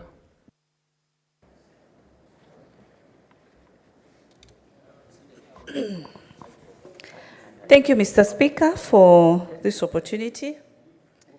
And allow me to start really by thanking all our secretariat, starting from our team of the clerk and the PBO office, the legal team that have really worked with us in our finance committee, all the members who offer as staff in this great committee. Of course, not to forget my colleagues. Mr. Speaker, I'm a new member, but this is one committee that I serve with a lot of pride, because when I sit with the part of the leadership, like Senator Boni, when I sit with His Excellency, Dr.to-be Captain Ali Roba, serving senators like Senator Faki, youth senators like Senator Edi, many others. Mr. Speaker, I pride because I've learned a lot. Mr. Speaker, our committee, since it deals with matters finance, then we've had the privilege to have stakeholders who are very frequent in our deliberations, in our discussions of the different bills that we have. And some of these stakeholders are led by none other than the National Treasury. Of course, CRA plays a very important part. Council of Governors, among the many, the ISPAC, and among the many, Mr. Speaker. The reason I've decided to note that is because this is a journey that the House needs to know, that we've worked very keenly this time round, putting in mind where we are coming from, because last year I had a privilege to table the same, and during voting, I endured the disadvantage of having to re-amend what, in terms of the figure, what we had tabled as a committee, because our offer was 407, but we had to go down to 385. All said, here we are. First of all, I want to agree, and I've always raised a concern in the committee into some of these reasons. The other issue is on the issue of the annual salary increment. You know very well, in the contracts that are given by the counties to their staff, there is always a provision for salary increment each and every year. So these monies cannot be constant. No money is needed. The cost of the shift, the cost of the NSSF, There's also the issue of the housing levy that you and me, we are all paying today. And so that's an additional cost to the counties. Where is that money going to come from? It is very important for National Treasury and National Assembly, because those are the people, because the senators, we are agreeing to this figure. But only our counterparts are not understanding why then we came to 415, and that's why we are trying to explain and tell them these are some of the facts. They are open. Actually, when you look at our base, there is nothing that is scientific. There is nothing that is extraordinary that you do not need to understand. It is factual, because all of us as we speak, we are paying housing levy. It is a cost. Mr. Speaker, in our continuous deliberations as a committee, simple mathematics, okay? We had just looked at the 6.4 as a percentage for economic growth against multiplied by the 385.4, which was the last amount that we gave to counties. That amount, then, we added the amount for the medical equipment, which is 5.86 billion. Simple mathematics of addition. If you add that, you get the 415. So, when apart from this, I tried to, this is monies that we brought to zero. So, addition of that then justifies the 415 billion, Mr. Speaker. Mr. Speaker, there's an animal that we've been debating actually this week. I call it an animal because it's called the pending bills animal. Our senator, our colleague Senator Olekina had brought this motion, and some of the issues that we raised, yes, is the issue, the thorny issue of the pending bills. And I want to urge governors, you know, for the first time, Mr. Speaker, when the COG appeared, in the normal manner, senators need to understand, and governors need to understand that we did not just take figures and calculated figures. Our 415.9 figure is a mathematically calculated figure. And that is why, as a committee, we justify this particular calculation, because even the 450 was not adding up. And our biggest question to the governors was simple. What are you doing as far as the pending bills is concerned? One common denominator of the answer, Mr. Speaker, was the issue of, we found these bills in place from the de facto governments and all that. But you see, there has to be closure. There has to be an end to every start. And we've emphasized to the governors, it is the high time also you address this issue. The county that I represent, Mr. Speaker, the county of Nairobi, with 107 billion pending bills. I mean, it's a shame, and we have to call a spade a spade. The other key thing that we've noted, because I am also privileged to serve in the other oversight committee called the CPIC, we have this stakeholder called the CPAC. And Mr. Speaker, we've noted as an oversight committee, because where I sit in finance, we give the money. And where I sit in CPIC, then I oversight that money that we have been able to give. And what has come to light is a weakness that we've noted with some counties as far as their staff are concerned in regards to the professionalism of the accounting standards that are required to be adhered to. Some of the counties are not completely adhering to. It is so shocking at times that, Mr. Speaker, you realize when you ask them, even for their CPIC numbers that they have as required, like also the lawyers do have, some of them have not even renewed their numbers, showing seriousness. And these are the people that when it comes to the financial statement, they are poor. You know, it comes to that advice that also they're supposed to give, the policies that are supposed to give to the executive, it becomes a challenge. And I want to urge the institution that deals with their members, their accountants, the CPIC, the CPAC stakeholders, to be more keen and to take action and deregister members who are not serious on ensuring that they are up to date with the accounting standards and how they should be able to respect their certifications that they have been awarded to. Mr. Speaker, the issue of DORA is a very important issue in this Senate. I wish I would be able to vote. But what is important is here. And I pride in the fact that I've been able to champion for more monies for the governors. And I want to urge my colleague senators, the ones who have the power, to vote for this 415. One, some of them will be the future governors of tomorrow. How then do you sort these problems that we've been mentioning if you do not make the decision now? Because at times the decisions we make are not just for the future, but they are for the current situations that we are in, and today here we are. So I would urge that they look at this issue keenly, because tomorrow they are the same leaders. And I'm happy because we have my chair, who's a former 10-year governor, who's able to understand these issues, because now he's sitting where this decision, as far as the money is, the decision is made in this Senate platform. Lastly, I want to urge colleague senators. Senate is in an independent house. Further to that, it is the upper house. Our baby, our cake, our everything which is Dora should be ours and ours to protect at all times. We should not even focus and start looking at why we should mediate. Why then do we have to anticipate that there's going to be issues? Why is it that we want to allow and start seeing that what the National Assembly has proposed, then that should be? Then what is our work here as senators? Is it just to impeach? Is it just to do statements, to do bills? This is our main baby in this house.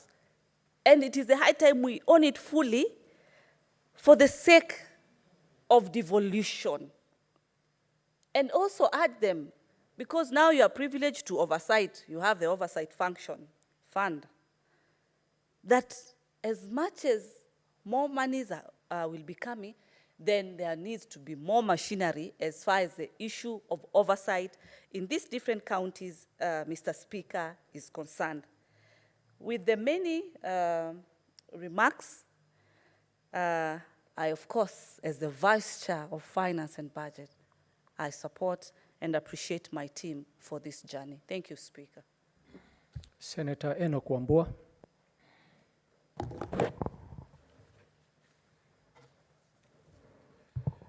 So I thank you, Mr. Speaker, for this opportunity to add my voice to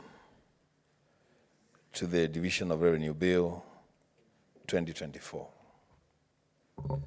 Mr. Speaker, I want to make a few remarks, beginning with a conflict in the bill itself.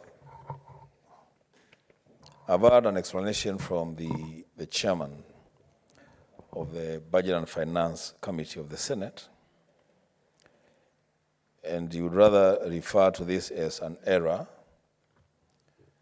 where there's reference to a base of 374.5 billion.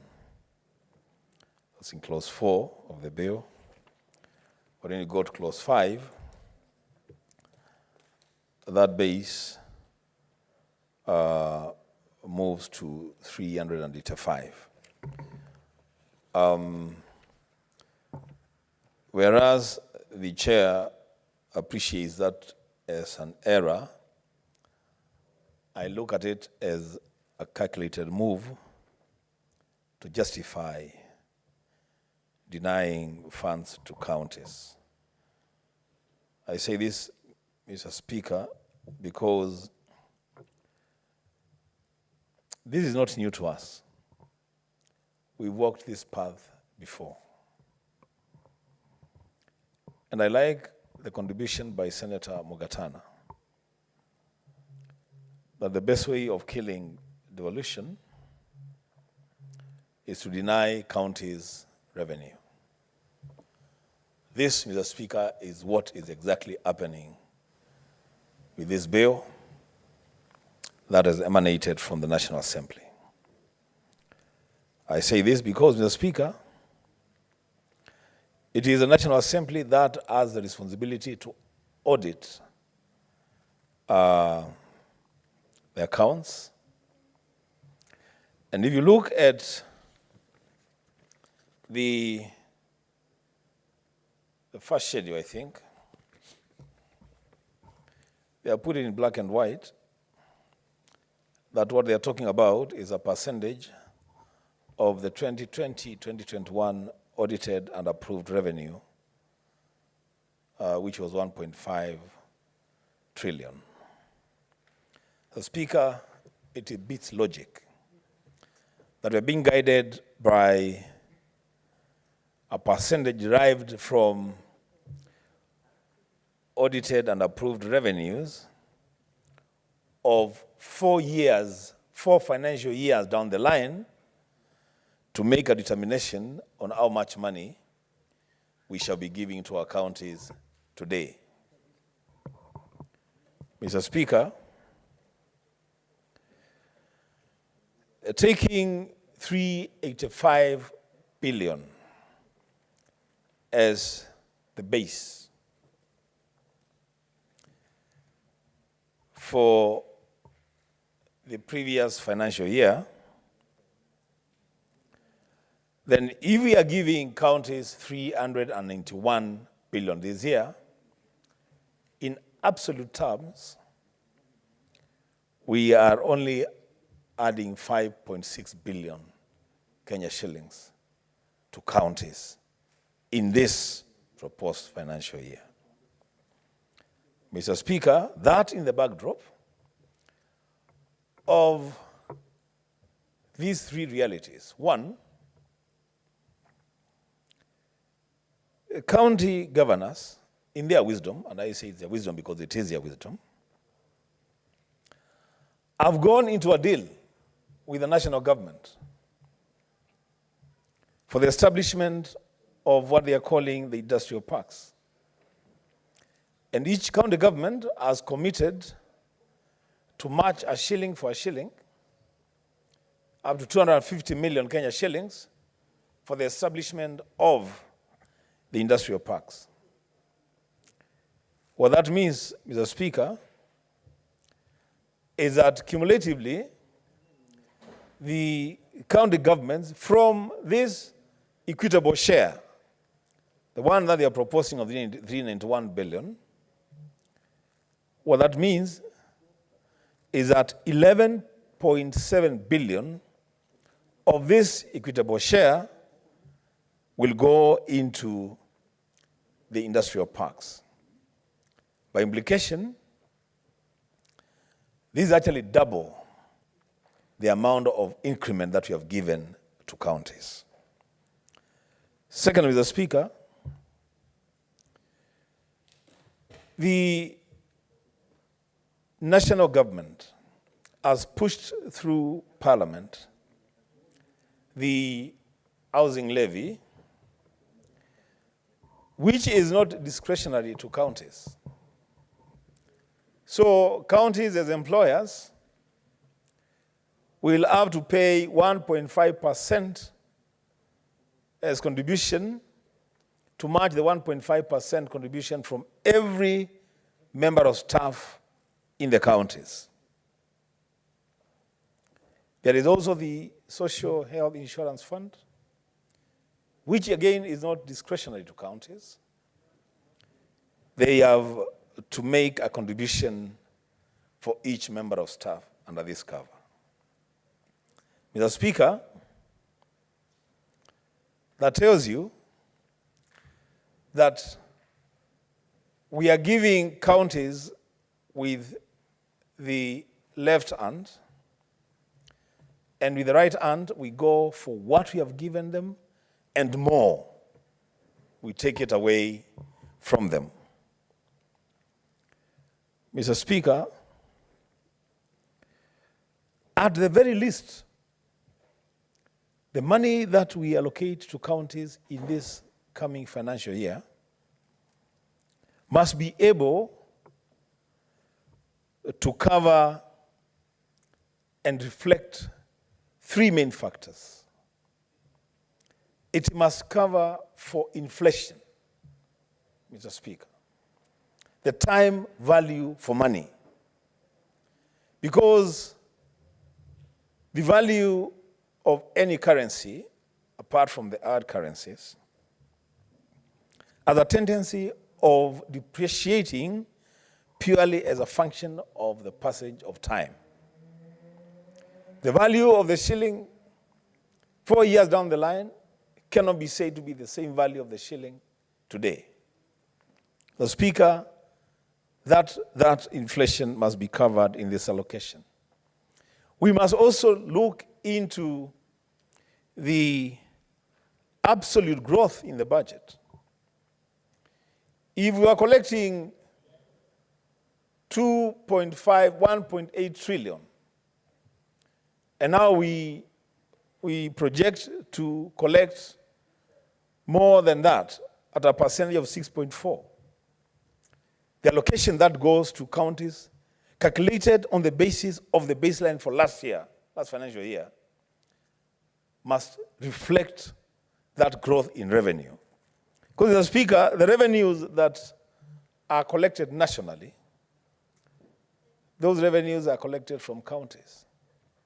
It cannot be that the national government benefits from growth in revenue in a manner that is completely disproportionate compared to the benefit that goes to the counties. And of course, we must base our allocation on the baseline, which is 385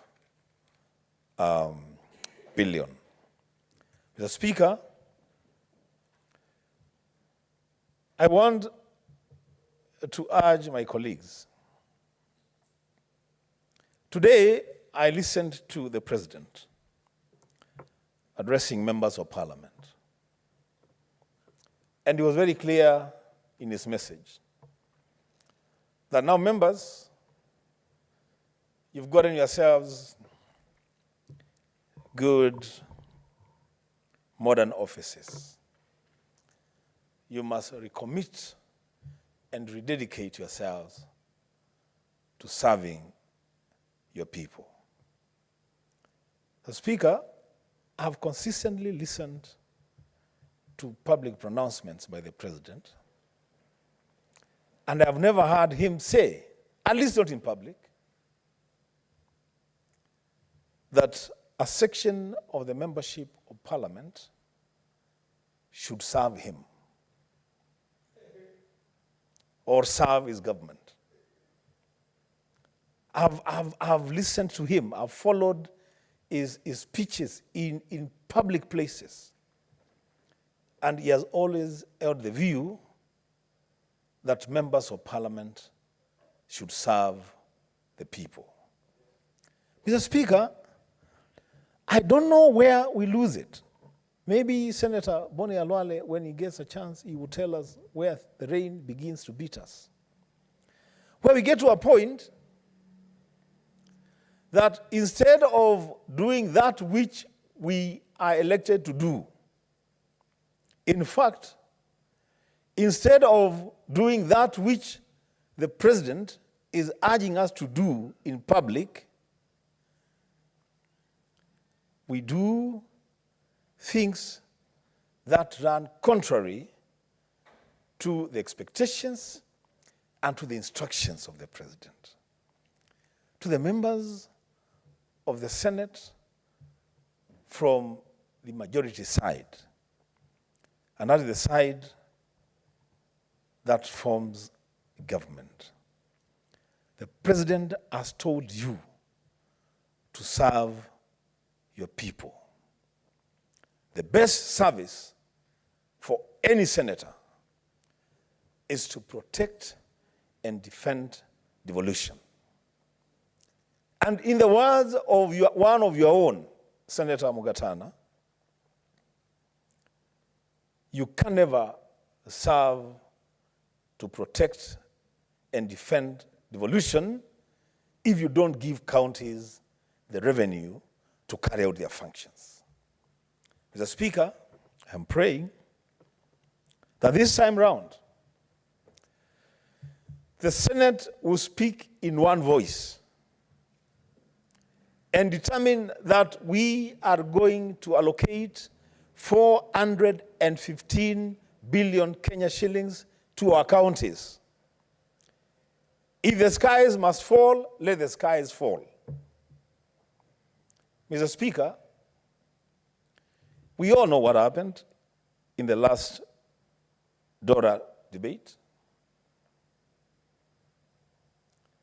That the Senate, and you know we are all not bound by that decision because it's a vote that was carried on the floor.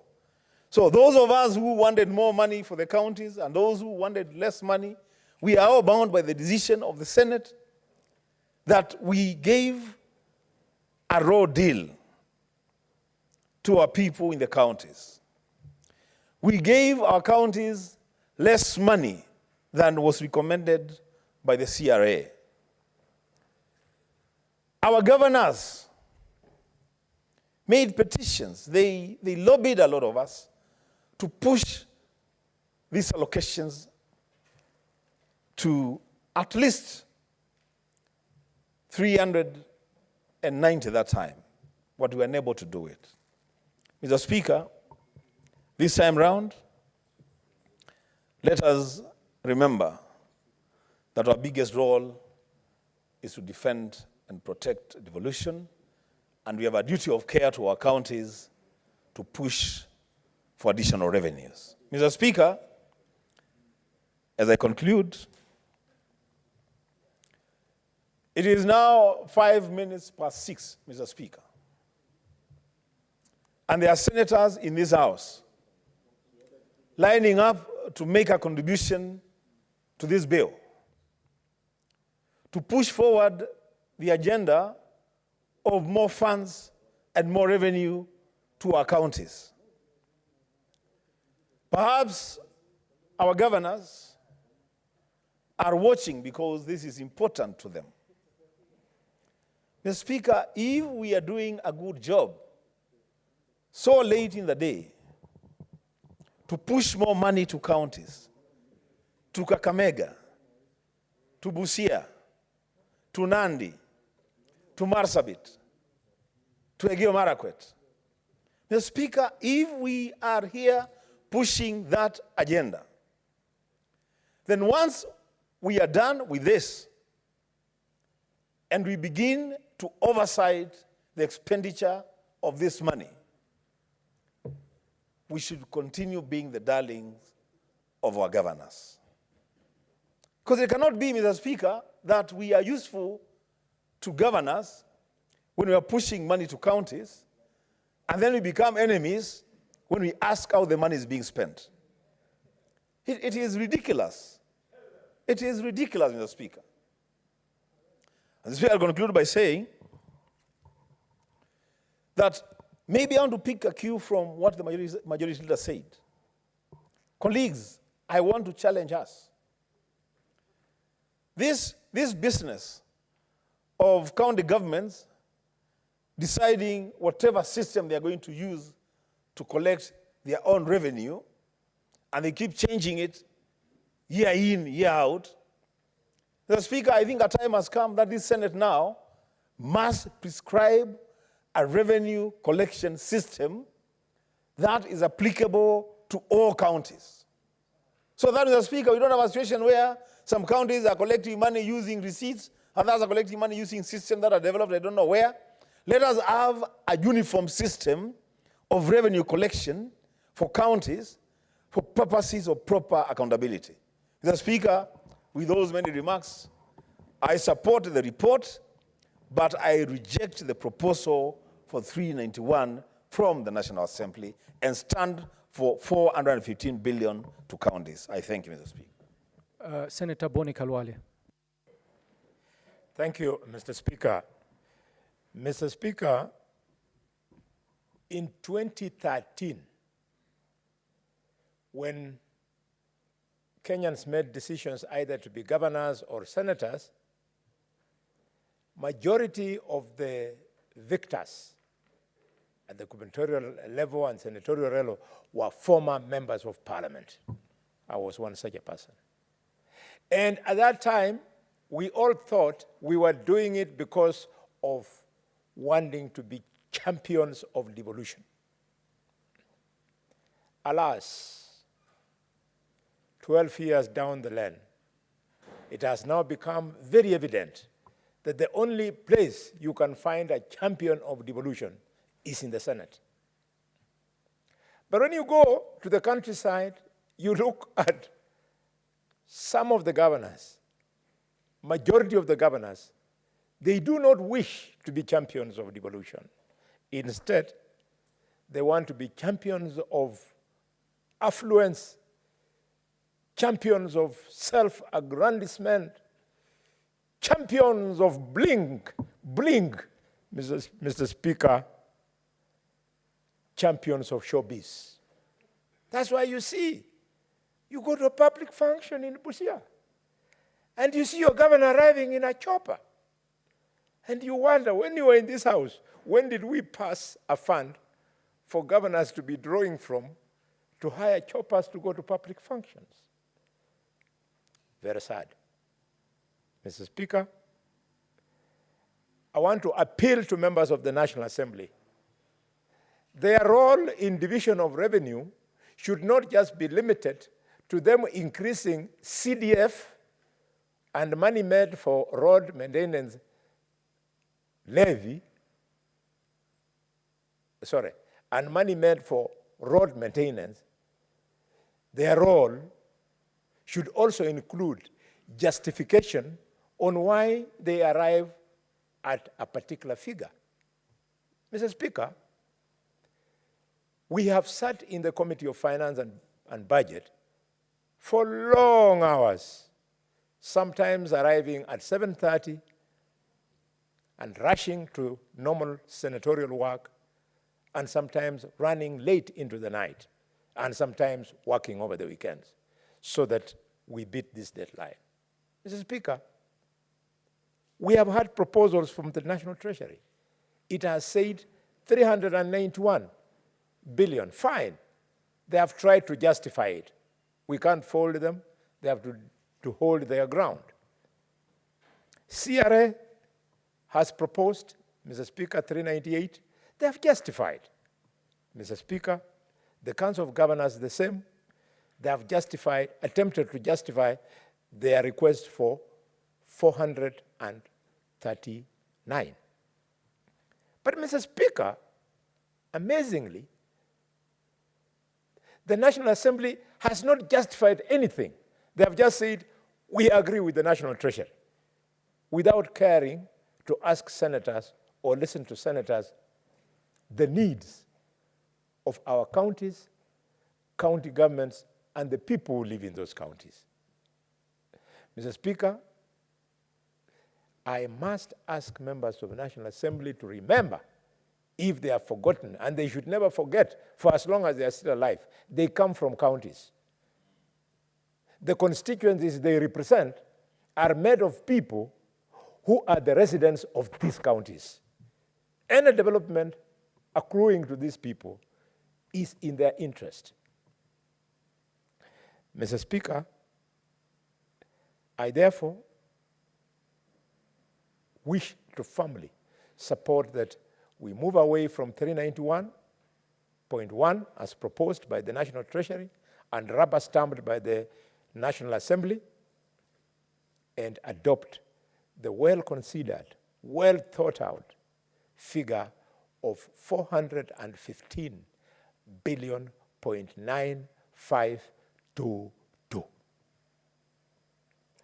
Mr. Speaker, having said this, I now want to appeal to National Treasury that play it fair. It is the executive, where the National Treasury sits, Mr. Speaker, that asked counties to participate in the issue of housing levy, that asked counties to participate in the issue of the social health insurance fund, that asked counties to participate in the county aggregated industrial parks, and finally, in helping to pay the community health promoters. So when we ask for more money beyond 391 to 415.9522, it is because we want to help the national government to push its national agenda on housing, on universal health, Mr. Speaker, on aggregated industrial parks, and finally, the issue of primary health care. Mr. Speaker, this brings me to my third point, i.e., where does the money that we are talking about come from? The money comes from raising revenue. And Mr. Speaker, I would like at this moment to commend the national government on the issue of raising revenue. If they had failed on this issue, Mr. Speaker, counties would by now have collapsed. I therefore want to appeal to Kenyans who are in court today, who are making it through legal fights in court, for KRA to perform, to take it easy, to allow KRA to employ the 6,000 professionals that they do wish to employ, so that we improve on revenue collection. KRA does not collect money outside the provision of the Finance Act. So it is up to us to allow KRA to have enough staff, and then if we don't like provisions in the Finance Act, which they use to collect money, you rectify. Mr. Speaker, why am I commending the national government? In the year 2013-2014, and I know Njenga will remember this with nostalgia, we were collecting 0.8 trillion. But last year, Mr. Speaker, we collected a whopping 2.4 trillion. We'll collect more this year. That corresponds, Mr. Speaker, to a tripling of that amount. Don't they deserve commendation? Are we not proud of KRA? They are doing a good job. Mr. Speaker, fast forward to collection of revenue by county governments, what is famously called on-source revenue. What's wrong with counties? I do not understand. I bemoan this. Mr. Speaker, there are only 2 counties, according to my principal research officer who prepared for me, Mr. Samuel Mohati. There are only 2,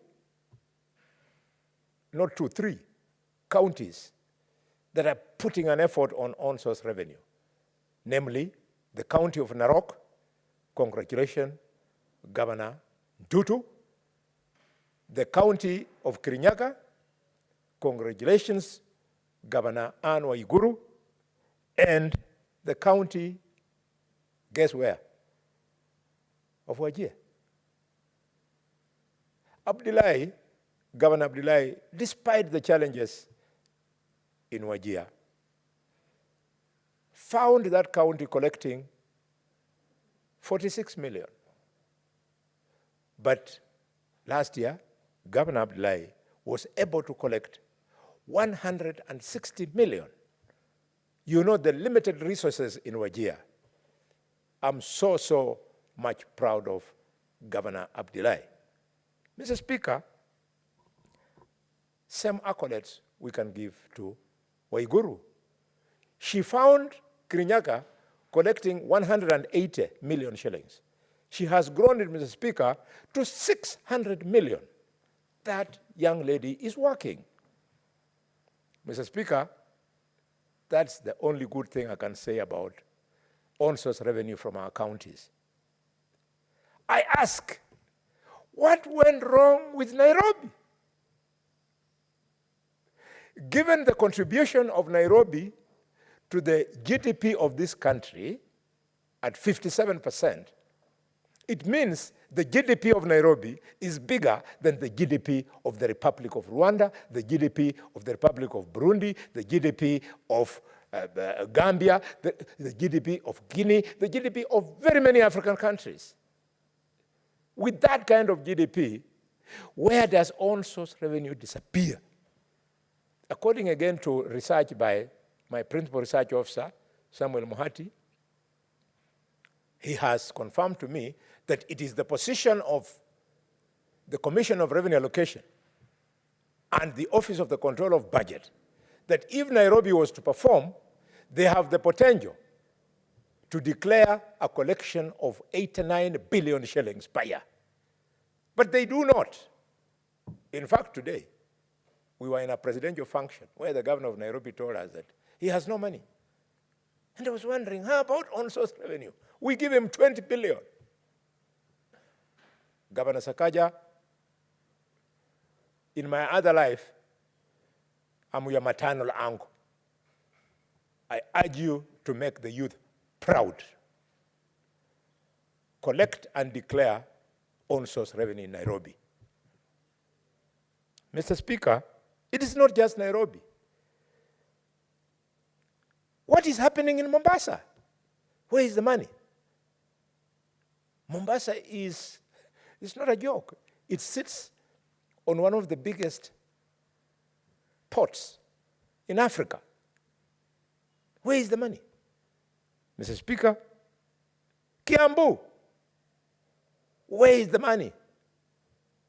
Nakuru, where is the money? Machakos, where is the money?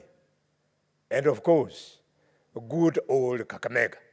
Kakamega, where is the money? Kakamega is not a small thing. In fact, Mr. Speaker, sir, if you allow me, when you used to live in Kakamega, you were a little boy like this, so you don't know where you were living that time. Mr. Speaker, Kakamega is not a child's play. It has got Mumias Sugar Company, an economy of 24 billion. Mumias Sugar Company alone, it crosses 24 billion. West Kenya crosses 14 billion shillings.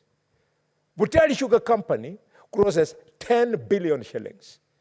You have not talked about, Mr. Speaker, returns from other areas like gold mining in Lurambi, gold mining in Ekolomani, gold mining in Shinyalu. Kakamega should be declaring minimum of 2.5 billion shillings as on-source revenue.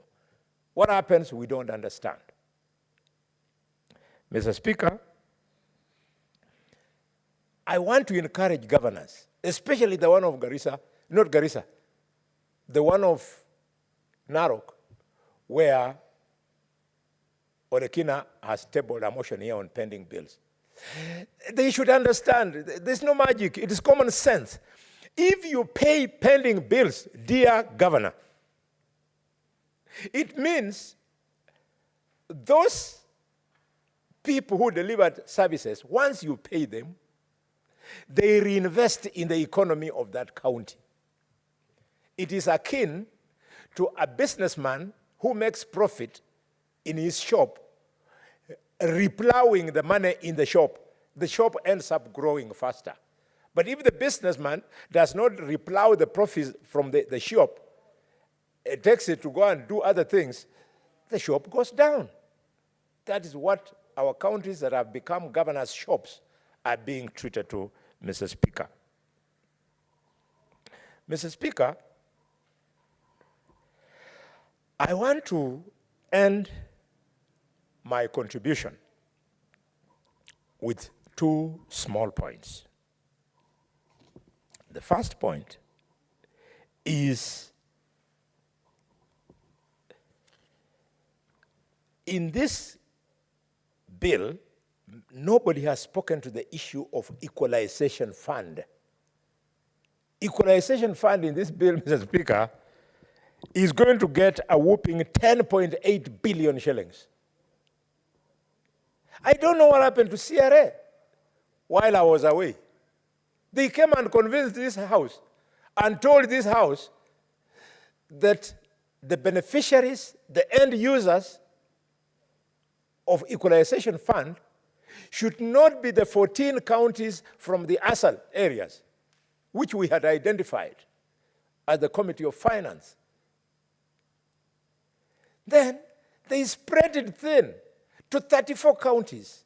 So we have got an additional 20 counties competing with counties who deserve this money, and they have spread it thin. The benefit cannot be seen. I wish after this financial year, this House can agree with me so that we become nationalists and we allow these counties from the arid and semi-arid areas to preferentially enjoy this equalization fund. What fund does it give you? What joy do you get when you see a child from Wajir, a child from Turkana, as we saw when we were there during the conference? Little boys stop you by the road. When they stop you, flag you down. I was wondering, why were they stopping? So I said, I'll be stopping. And each one of them, Mr. Speaker, sir, asks for water. So you give the little boy a bottle of water, the first lights up, he then hides the bottle behind him and brings another hand because he wants one more bottle. These were the things that equalization was supposed to address. So when I find Murang'a on the list of counties sharing equalization fund, why would people in Murang'a, where President Kenyatta took piped water many years ago, be competing with the people of Turkana? Unless you want to change the nationality of Turkanas to go to South Sudan or go wherever you want them to go.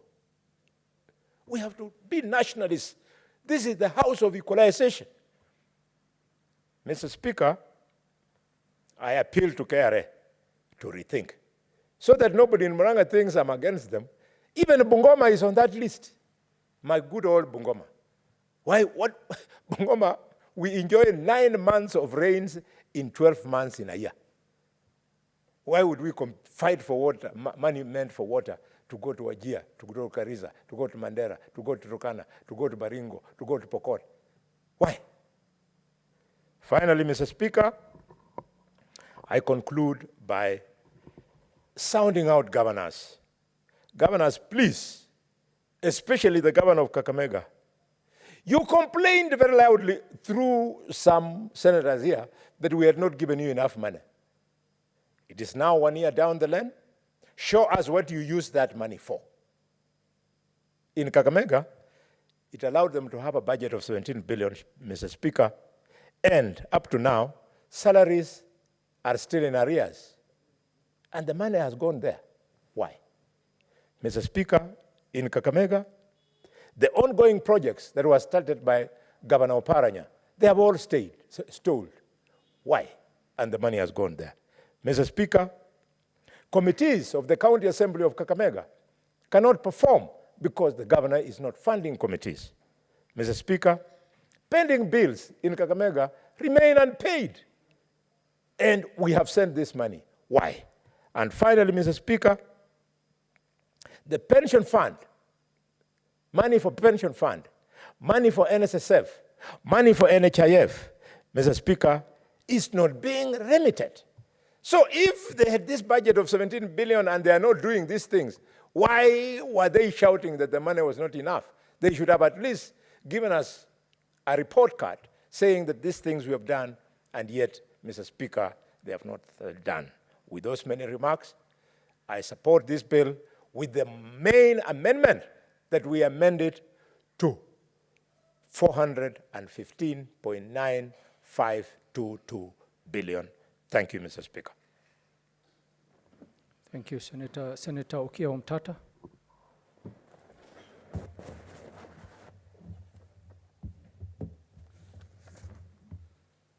Thank you, Mr. Speaker, sir. I support the bill with the amendment that the amount should be raised to 415.9 billion. What the National Assembly has done is unacceptable and must be resisted. But we shall only succeed if we stand as a single house. And I pray that the government side does not betray us again this time. It stands with us. The National Assembly has undermined devolution in many ways. And I would invite this House to look at Article 2 of the Act, which says, in this Act, unless the context otherwise requires, revenue has the meaning assigned to it under Section 2 of the Commission on Revenue Allocation Act. When you look at the Commission on Revenue Allocation Act, what it prescribes is really not what the Constitution anticipates. In Article 202, the Constitution says, revenue raised nationally shall be shared equitably among the national and county governments. Now, when you go to that section of the Commission on Revenue Allocation, it describes revenue to mean taxes imposed by national government under Article 209 of the Constitution and any other revenue, including investment income that may be authorized by an act of parliament, but excludes revenues referred to. Those excluded revenues are supposed to be part of the revenues that constitute the whole. And upon this House, we must fight to make sure that we get those revenues back as part of the unit for computing the revenues that go to the county governments. Otherwise, these people have played us. I also want to comment on the issue of taking too much time to consider the audited accounts. When you go to the Constitution, Article 259, Clause 8, it's very clear. Senator Omtata, there being no more time, you should have a balance of 18 minutes when this matter resumes on the order paper on Tuesday next week. Honorable Senators, it is now 6:30 p.m., time to adjourn the Senate. The Senate therefore stands adjourned until Tuesday, 30th April 2024 at 2:30 p.m.